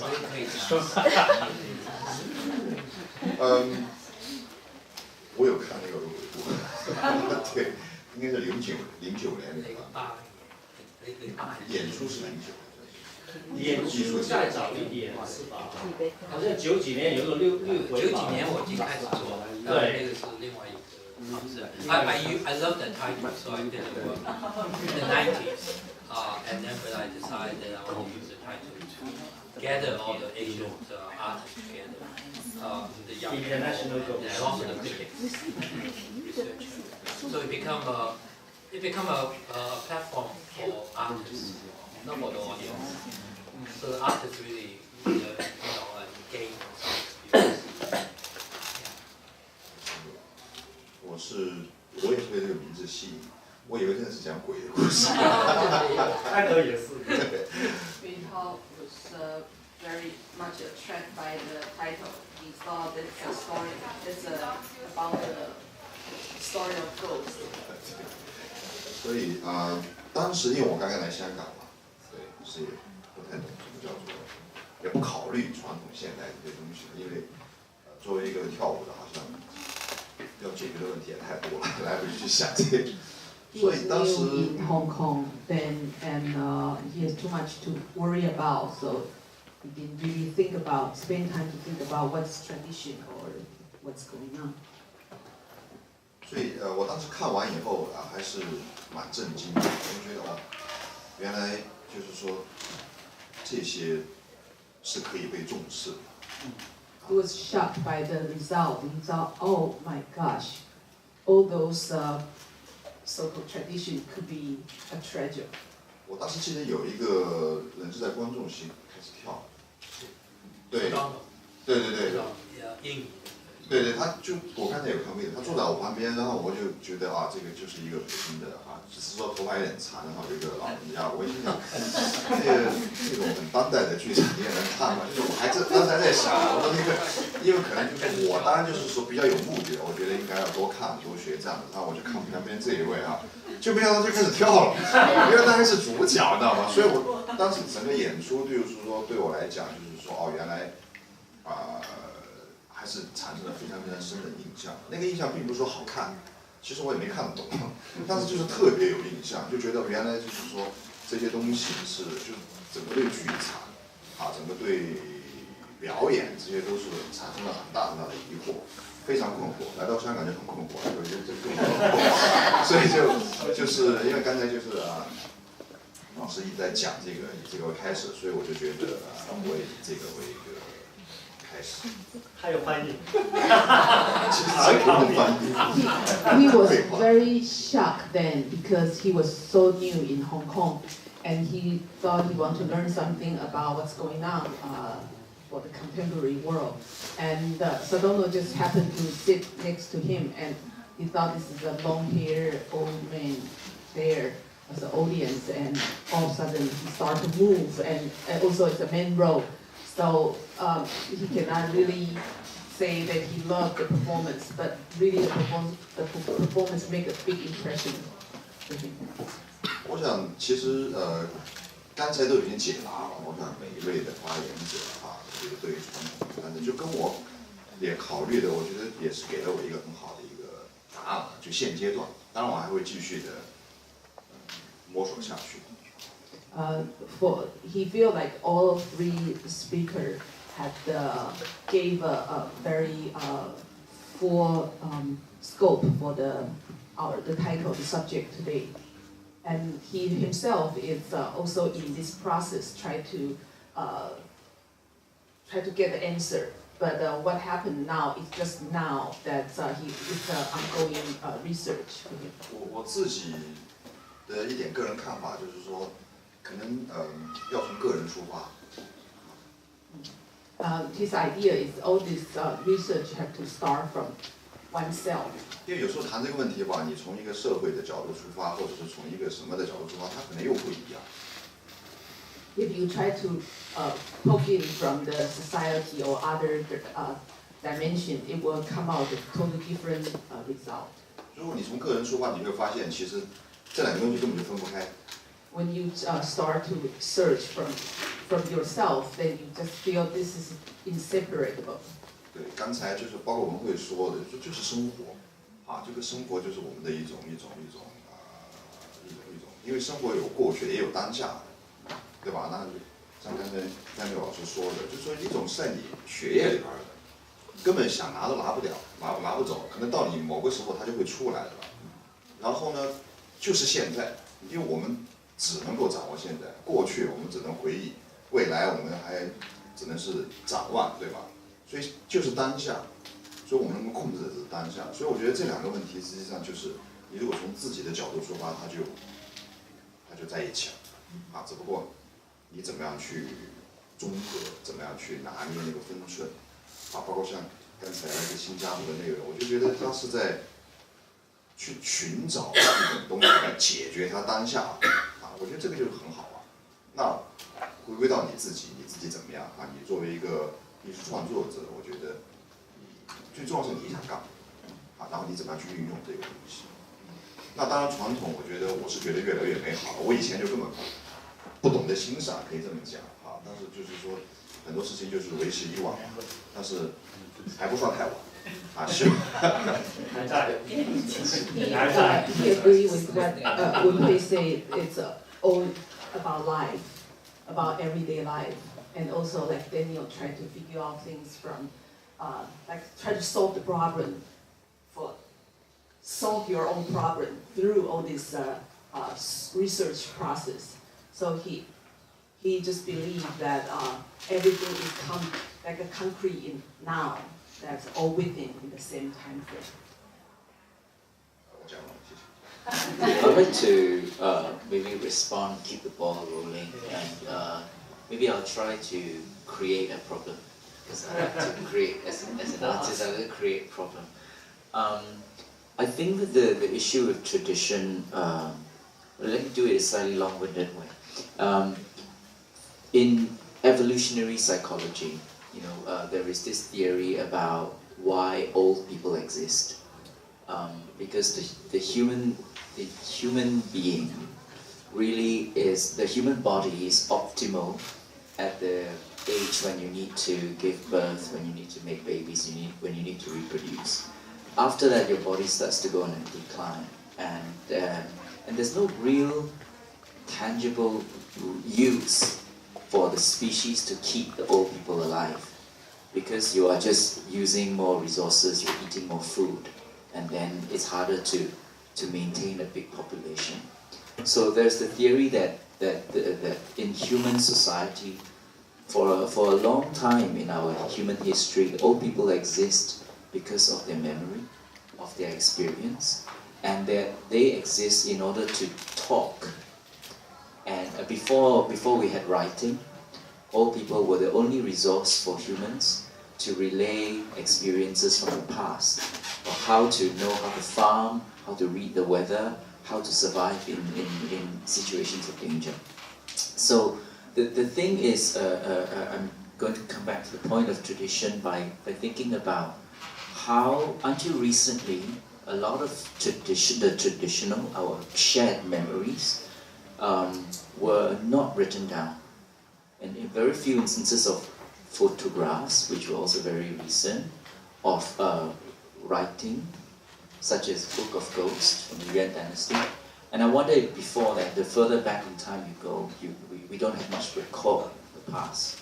So the problem I want to raise is, number one, who is doing the writing today? And how do we write this memory? Because unlike genetic information, which is stored really in our body, as you say, I question the idea of cultural memes being stored because they cannot be accurately stored. And maybe I'm in slight disagreement with you by saying that if I were to recall what I think I remember, it will be an interpretation and cannot maybe be truthful. There is no real original tradition as such to restore. I'll give another concrete example, again in Singapore, where the giant National Gallery has just been completed. And everyone celebrates this beautiful new building that now puts Singapore art history in a kind of global map. But before that, nobody really know about or even care about such a thing as Singapore paintings or Singaporean art. But the moment you have a building and it's paid for by large sums of money from the government, suddenly it's not just a small history but a very big one. It looks important, therefore it might be or must be very important. So what I'm trying to say is that this idea of memory coming from persons or the personal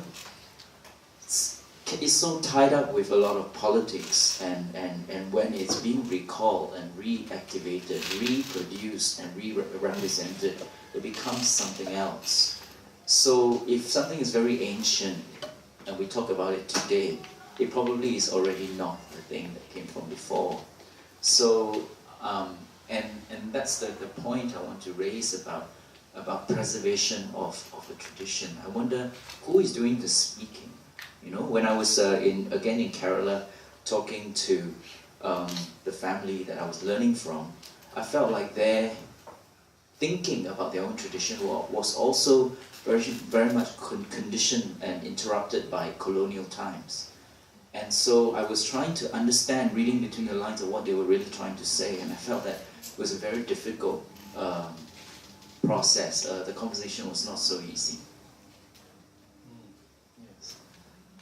That means about the policy and who going to write about or document the tradition and what kind of artwork should be put into the gallery.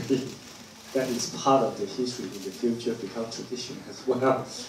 And yeah, Danny would like to respond that's to why this. we are talking about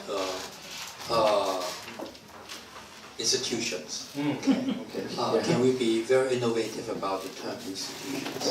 And you know, when institutions is always about stability, sustainability, and all that.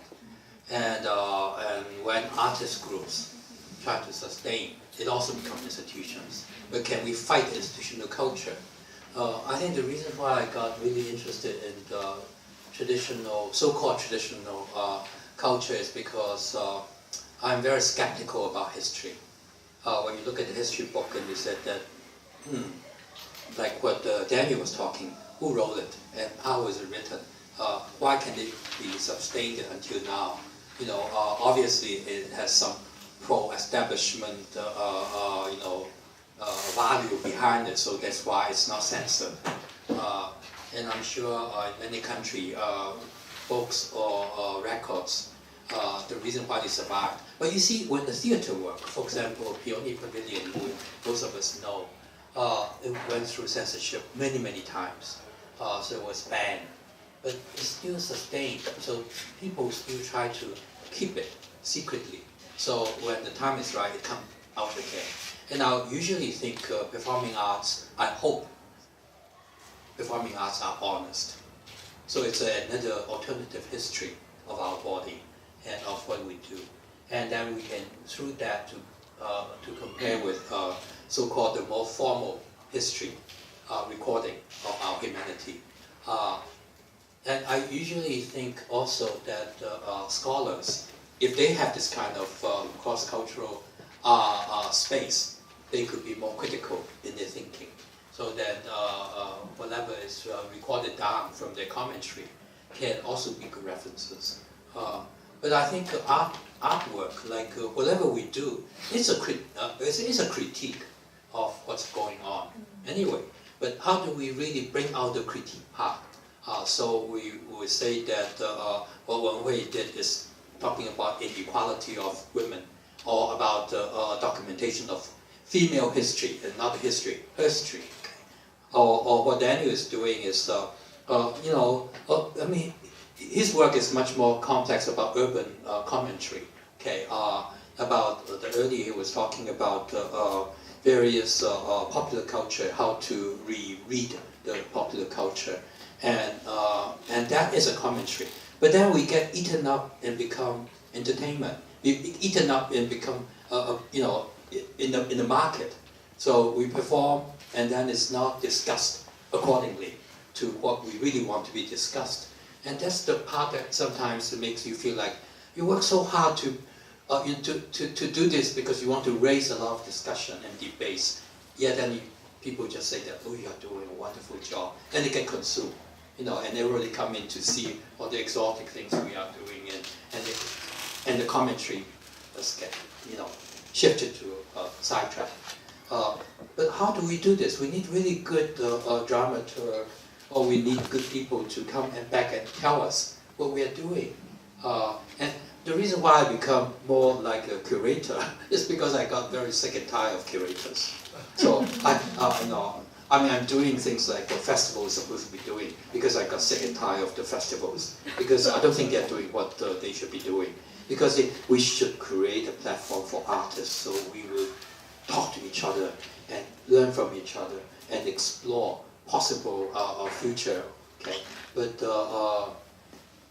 sometimes I feel sorry for myself or for Yuntao because we are we carry this burden that we are taking this 九大团 or whatever that is. Yeah, that's right. And I get very because because I continue to criticize the government, even they are funding us, and now they're getting used to it. So they will come back to me and say that, so what's your concern? If his concern is about creative education, okay, let's discuss about it and do it, okay? Then let's see how we can do it. But now the concern is that the institutions, like APA is one of the problems, okay? Academy for Performing Arts is not doing its job. I don't know if any APA members are here. Yeah. And how can APA be more innovative to actually relate to what's going on in Hong Kong? Okay, and I think there's a lot of historical reason. The other one is institutional reason. We all understand that institution doesn't come about overnight. It has much to do with what we said earlier, that the established value ingrained into the institution. So when you get funded by government, and you have to fill so many forms, and then in the forms there's a lot of built-in concept that slowly you become affected by all these guidelines, and then you become just filling the forms and not thinking about that. Yeah, curiosity, how to maintain curiosity. Critical thinking, how to maintain critical thinking. How do we keep making institution be constantly going through this kind of self-critique. I think it's a big challenge for when, like I say, when a choreographer or a dancer has to work so hard, even just to survive, then you're asking them to do more than what they can do. And then you spend how much time to do that, to deal with policy, how much time do you deal with that, to actually do advocacy, organizing the people. Then you end up probably spending 95% of the time doing that, and 5% doing creative work, which is what we really want to do. And actually what we want to do is already ingrained with this kind of critical thinking, but there's no in-between interpreters or people who can come around and say that, what you are doing is actually can be this way or that, it can be read this way. And so National Arts Council of Singapore can rethink what they are doing. Okay. There's not enough commentary on the National Arts Council of Singapore, or not talk to about Esplanade, what they are doing, their programming, or even other institutions in Singapore. Okay. And I used to look at the substation, and I said that, it's so easy to get ghettoized and become a very important ghetto in Singapore, because then Singapore can say that we have a substation. Okay. But so what? So now the substation, all the people in substation either got banged or shipped away, and I figured that how can we be more creative in continuing a dialogue and really make a difference? Yeah. One of my friends is with Guo Hengyang. Now he's in the MP, so I giving him lots of pressure. What can he really do? I don't know, because once when you're in the system, you get go up to very, very fast. But I keep hoping that we can keep this independent thinking, and I think we need a lot of people like that. Yes, thank you, Janet. Well, I think it's time to go to the audience as well if you have any response. But I think there are many phases of many. They have all different way, different artists that have been applying or using or merging traditional into their work. But no matter we want to avoid anti-traditional, but the traditional is still with us in many ways, many different possibilities. And there's a few questions as well. Maybe we can answer later, but also could be some response from audience as well. It's interesting. We all interested about the traditional. Why we have to value that, and Daniel tried to mention about to rediscover and also some master that have been forget. I remember long time ago we do not have those video YouTube documenting dance. It's always impossible to look at the other part of the world. What is the contemporary dance going on in the other part of the world? Now it's more easy. Would there be a possibility for us about treasuring and valuing those traditions in one way? But and then the lab that Danny mentioned about is important because when I look at this documentary, wow, what all those treasures, and then he developed something like this. How we could continue that in the future? Actually, just a short commentary about what Danny was talking about, the Indian friends that you're working with. Because we're not just learning the form, we're learning the institution behind the form. We're learning the challenges and all the constraints that they have to face. But how will they trust you to share that with you? You see, this is the part which becomes very, very important. Because if you build a trust, then they'll let you know everything. But then the trust meaning that you have to bear the responsibility also to help them to overcome the obstacles that they have to face. And I think all the institutions, particularly traditional institutions, have so much challenges. I mean, they are surviving in a certain way, and so you can almost see that why should they let you get into their world if you are not responsible? Yes, and also the training behind how could you borrow from those traditional, how to value those traditional. There are many questions. I think it's time for audience. Please give us some feedback, and if you have any question for them and for us to discuss or further elaborate, or anyone would like to ask and say anything? Yes, from the back.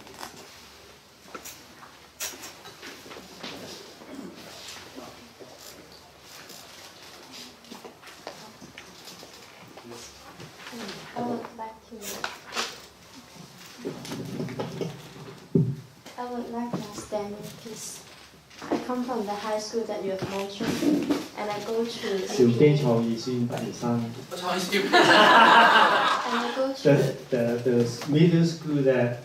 high school that he mentioned about. Graduate from there. And I go to AK afterwards, so I can feel such a big difference in between two schools. It's like in a high school that everybody, they're just kiddos, like around 14, 15, 16, and they are really curious about things happening around us, maybe the news and what's happening nowadays in Hong Kong. They are really curious about it. But when I get to my university, like everyone just dig deep to their own work, but it's like they want to, they ignore things what's happening now. Yeah, and for me it's quite hard to adapt. Yes, I don't know. I think I shouldn't adapt. Yeah, I totally understand what you're talking about, because actually we were thinking that we should really start a dialogue with, say, APA, okay, about institution development, about how to, I mean, I know APA has lots of problems. It's institutional problems inherited from the past, okay. So one other alternative is that our School of Creativity, we're talking about developing pre-college or the first 2 years of college. So then it would not only be 3 years, but 5 years. And then we're talking about, should we start it from Form 3? So it would be 6 years, okay? And then how we can link. I know a lot of our graduates from the School of Creativity goes to Taiwan because it's cheaper. And also it's easier to communicate. And then and also Taiwan is very receptive of accepting our students there.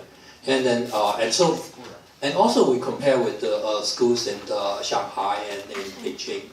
And as we know that Taiwan is still much more an open option. Okay. Some of your colleagues went to Berkeley and some went to London. I bumped into one of some of the alumni. She came over to me and said, "You don't know me, I know you, because you found the school that I was in." And she was one of the very rebellious students at the School of Creativity. I know that we really should start earlier, and I know that it's so difficult to deal with education institutions, education structure, education policy. Okay, it's 10 times harder than doing that to the cultural policy, cultural structure, but it is still very, very important. You still have to deal with it. As an alumni, I would suggest that you go back and help, and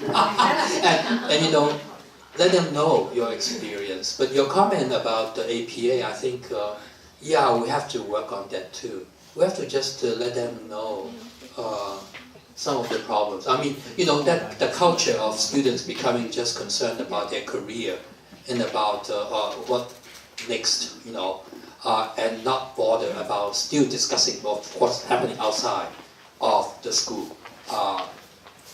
That's the reality which they have to deal with. Instead, it's just technique, giving lots of techniques, which, yeah, I don't know if that would be applied to a contemporary art school. I think contemporary art school probably need to do more than that. Maybe AP is a traditional contemporary art school to me. Yeah. Okay. Yeah. I think, would there be any other audience who would like to ask questions? Yeah. Thank you. Here's from APA, Joseph, right? Joseph. He's head of master degree. Yeah, I'm new, so that is my defense, I say first. Yes. So I think the questions are very pertinent, very relevant. I really appreciate the feedback that everybody has been talking about. And to tell you honestly, at APA in the last 3 months that I've been working there, we are also constantly talking about how do you reinvent a syllabus to make it relevant to the society that you live in. And it is very difficult because at the same time you want the dancer to be good enough to get into Hong Kong Dance Company, for example. You want them to get into Hong Kong Ballet. You want them to think about society, politics. You want them to be aware of the aging community. You want them to be aware of Hong Kong's garbage problem, housing problem. So there are a lot of things you want to squeeze into a syllabus of 4 years, let's say. But I hope the dialogue can continue. So I think that's really exciting. I want to make a point of the gentleman, the artistic director of Hong Kong Dance Company. And the looking at tradition and contemporary. Yes.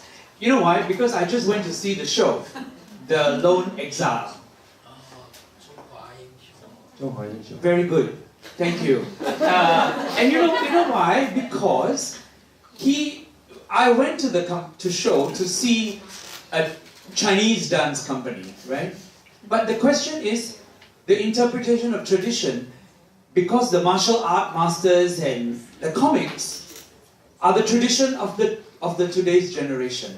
So I think that is very interesting, the marriage between tradition and contemporary. So I think that dialogue and that kind of performances that relate, it was a beautiful production, so thank you. And we're looking at, it's not so much tradition versus contemporary, but we are really fluid, inventing traditions constantly for ourselves. So that's my comment, and I'm very happy to talk and keep talking with everybody about how we can make APA a better institution now that I'm working there. Yeah. Yeah, thank you for coming. It's important to have some institution and academy representative to come and join this. And I also invited West Kowloon Cultural District Council, to come, but they were not able to come today. And some LCSD and HJB, actually some representatives came this morning, but they were not able to be here. And after Work Council, they are too busy for the election. I don't think they will be able to come. So, but it's good to have at least one or two of them come today. But would there be any more other people who would like to ask and respond? Maybe we could have a few more questions, 2 to 3 more, then we have to finish today. Would Ellen interested in anything about? Ellen is actually from UCLA. She is doing a research about the dance of Hong Kong and a PhD of dance of Hong Kong. So after hearing this, would you like to have any question about this as well? Yes.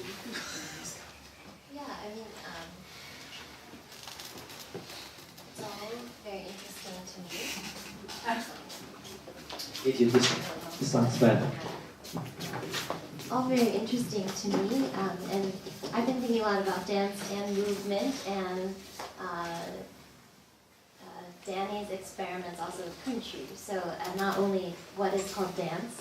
So maybe that's one of the questions. Is sort of that also theater and dance divisions are often Western and this sort of conventional division, and what way can everyone come to the table if we're thinking about body and bodily memory and bodily history, and really learning artist artists. So, yeah, maybe just another interest sort of to blur some of these genre divisions or field divisions. No, actually, I hate the word division. I hate the word categorization. Only the economists will put, because they want you to be efficient, so they categorize you, they divide you. Politicians also want to do that. I found in Kun Opera, some of the very, very basic training is very universal. It's like, making appearance. How do you make appearance? The pulsation, projection, and how you relate to the entire audience, you're all in the training. And this is very contemporary. And also, the other was Bang Tang, but this is not from Sichuan opera. People sing for you in the background for your dance, your movement, and you react to that. And I'm really interested in Kun, not because of its storyline or its packaging or its costume. I love to go to their rehearsals. I love to see how they develop, put all this different movement into one sentence. Okay, I was particularly interested in very simple gesture, and some of them are so interesting. I remember one work that I saw was Flee by Night, which I'm really very much involved in it. That I went to watch their rehearsal of the traditional one, and then I saw the young performing artist look up, and then look down, and then his hands covering his face, and his head moves a little bit. Such a very subtle, simple three-step movement. It tells so much stories, and there's nothing to do with Flee by Night. No. And the tempo, the pulsation, and I always try to deconstruct what they do, and I always ask them, why? Why are you singing so slow? Why are you singing so fast? Why are you moving this way? Why are you always using center stage? Can you use the side stage? But once when you build a trust, they try everything, and I learned so much from them. And I think, I think many of the traditional artists, particularly the ones who are very old and the ones who are very young, they are always eager the one who is in the middle are the ones who are very conservative. Yeah. And then of course we're talking about institutional structure. In China, most of the traditional performing artists are inside an institution, and the institution itself has built a culture which makes them very much internalized and very insecure about what's happening outside. But I think, but I really learned a lot from them, and I really appreciate that. And I think there's so much we learn from our own arts, not because we want to imitate them or try to use them. Because a lot of time when we go to traditional performing arts, we try to absorb the elements and try to use it in our work. No, I'm not interested in that. And I'm not interested in the packaging. And I always go back to the very basic, like singing, the vocal training. So I asked them to share with me about their training, their warm-up exercise. And it's the most fascinating sound I ever learned. How they use some use their tongue, the kun, and they do that like 10 minutes every morning. And I cannot even do it more than a minute. But it's really amazing in using their chin and using their throat. And then it's all very scientific. But the origin of a lot of traditional arts are 10 times more interesting than end products. And the original, if we deconstruct that, they also really appreciate if we are interested in how they come about. They have a lot of query about the end product too. They always wonder why the youngster has to stretch their legs until you start crying. I mean, particularly 10, 12 years old. And they always say that, should they really do that? But when they actually perform, the energy of their torso and everything is so strong. But then, is it worthwhile? So there's a lot of debate and discussion about training as well. So I think we are looking not only at the form, the end products, but also how it developed into what is happening now, and how we can contribute to that. About if they were to continue the tradition, are there any other options? Yes, it's very good. How do we value and then continue and transform those traditional into our future and then the trend? It's a good question and good answer. I think it inspired us. This question is about how could we use, or not just you, inspire us from the tradition. Yeah. How do we value them and then treasure them and then develop a new kind of training for contemporary performer as well. Yeah. Any more? Maybe one more question. I haven't heard anything from Taiwan. Since there are two Taiwan artists here, and Meng Shen is here. Would you like to tell us a little bit some background? What is happening now? Like traditional have influence over the. Because I think Taiwan start even earlier than Hong Kong to have a kind of localism, and they have to emphasize their own culture of Taiwan as a Taiwan culture. And those also come from their traditional as well, right? And especially when May talk about Taiwan and your culture, and go back some of your tradition. And especially Lim Hoi Min is one of the examples that he go into the international platform by merging and following the philosophy from the traditional training for the dance company, and it become internationally renowned as well. Would you like to give us some feedback from the Taiwan aspect? Yeah. 梅轩，你会有兴趣讲吗？ My flight actually is How long? 5:30 appointment to go to the airport. Yeah. Okay. So 1 minute. You have to go to. You have to go together. So Mei Guang. Because I know there are a lot of investment of companies that really would emphasize on the traditional and the training and the performance. Well, may not be just the end product, but tell some background, some from your observation. Okay. For me, the close relationship would be Ganga Cui Nanguan Theater. And so the director actually, he just passed away maybe last year or early this year. Zhou Yichang 老师, Mr. Zhou Yichang. And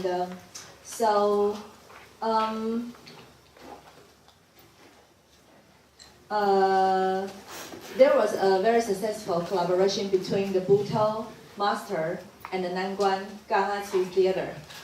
I think for me, I don't know, I am very in tune with Wen Hui's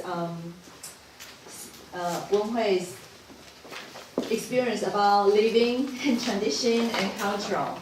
So, people are living.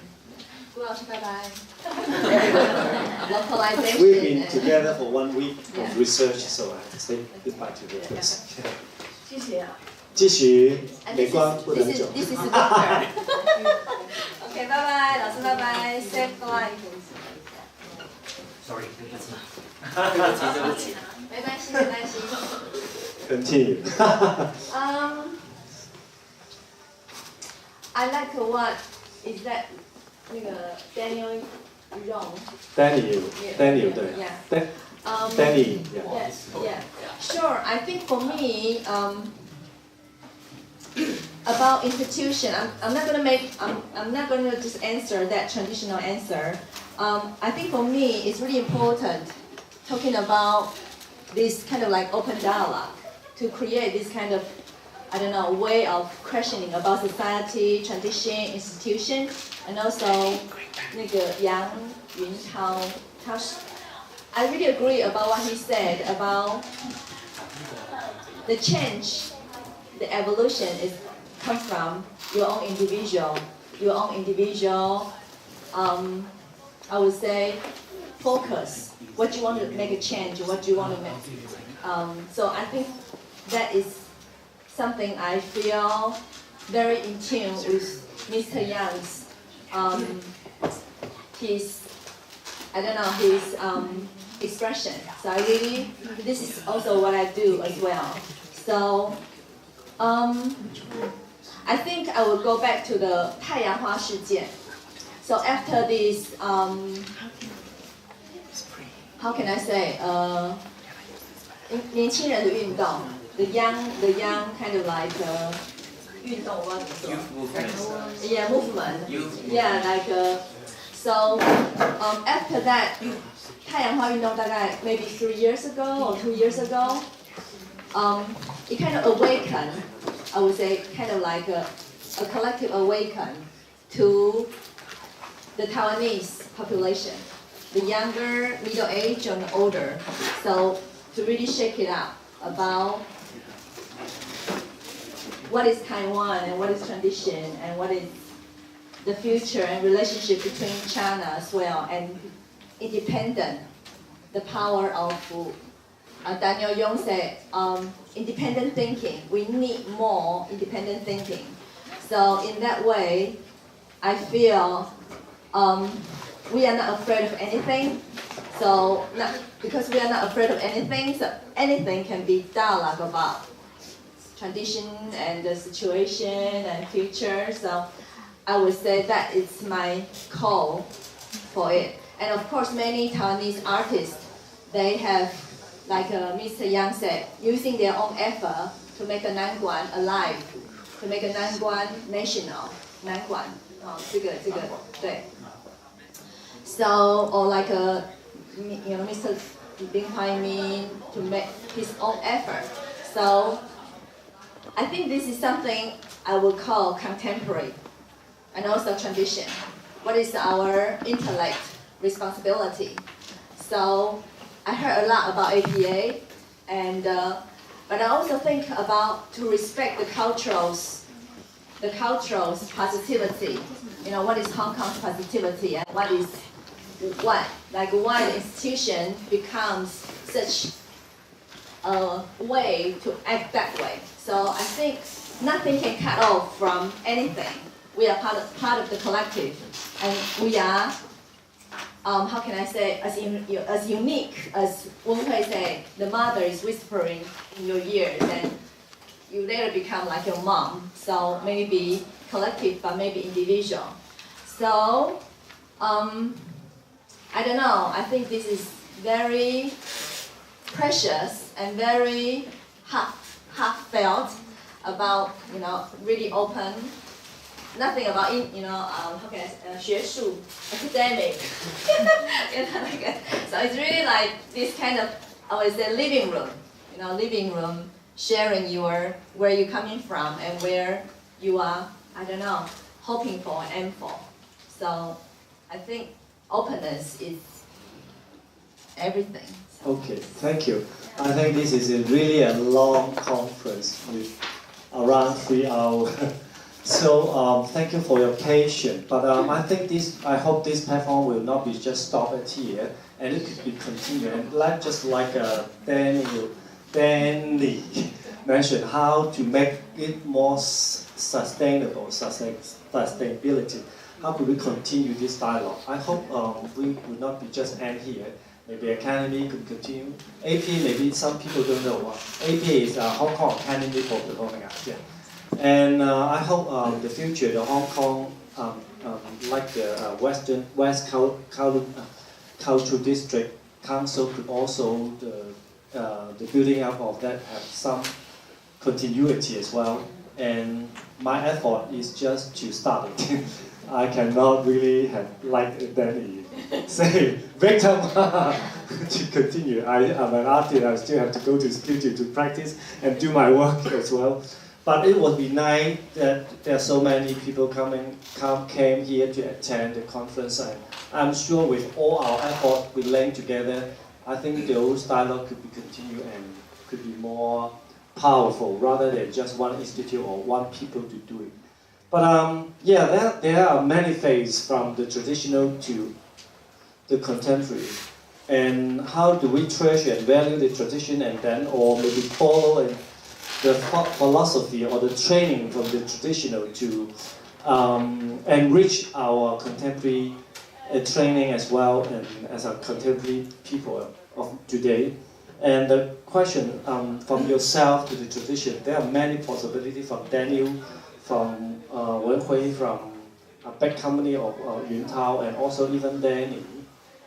Danny also have their own way of not borrowing, adapting or using or sharing the traditional knowledge and bring it to our life.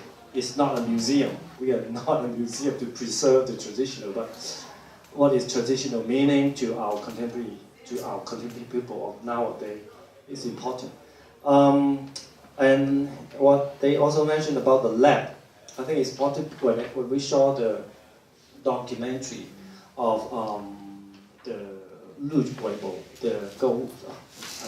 Book of the Ghost. It's so beautiful to have those masters to come together for laboratory and develop something together. I think those are important to us in our day to yeah, I think I don't think today will be an end. I hope this will be just a beginning for our future dialogue. And tonight, there is another performance of I-Dance Lab, which is we move forward to talk about technology and contemporary dance and dance of nowadays. How could we borrow and use and share the technology and to enrich the contemporary dance as well? And so don't forget the performance starts at 8 o'clock tonight at the Black Box Theatre at the Question here. And tomorrow's topic about the conference is also we will shift to the dance and the technology. And this is what we actually, traditional is we always, what Hong Kong we at. When we talk about traditional dance in Hong Kong, we don't have anything about traditional dance in Hong Kong. We always talk about the traditional dance from China. And what is the traditional dance of Hong Kong as well? We always think about the lion dance. And that's all. And so we have a lot more to share now.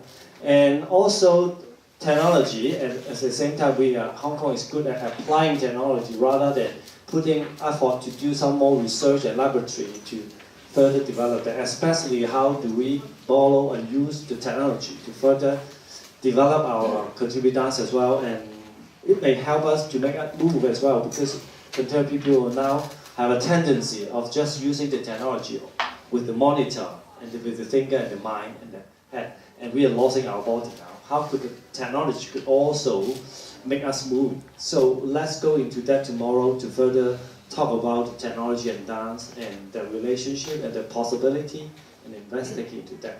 So again, thank you all those speakers. Dan from all the way from Singapore. He actually finished his performance last week, and then he already fly back to Singapore and have another performance, and he just fly back to here this afternoon and then for the conference. Thank you for his effort to make it, but it's very beautiful to hear his to hear his story and how he interested in tradition. And Yuntao, he just finished his performance yesterday, and he promised to come. I will be here. So thank you, Yuntao, and all of you as well to attend here for the conference. Thank you. And yeah, let's see you tomorrow then. Sorry, I just want to make an announcement about workshop tomorrow evening. Is it still happening? Yeah. Wow. Yeah, Daniel have a workshop tomorrow evening. It's very creative, and I hope it's funny, about chasing the tail of the cat, right? Is that right? Yeah. So how, and what is it about if you are interested, please take this chance to attend his workshop, yeah? It's not just for dancers, but I think for everyone, right? Yeah. Thank you.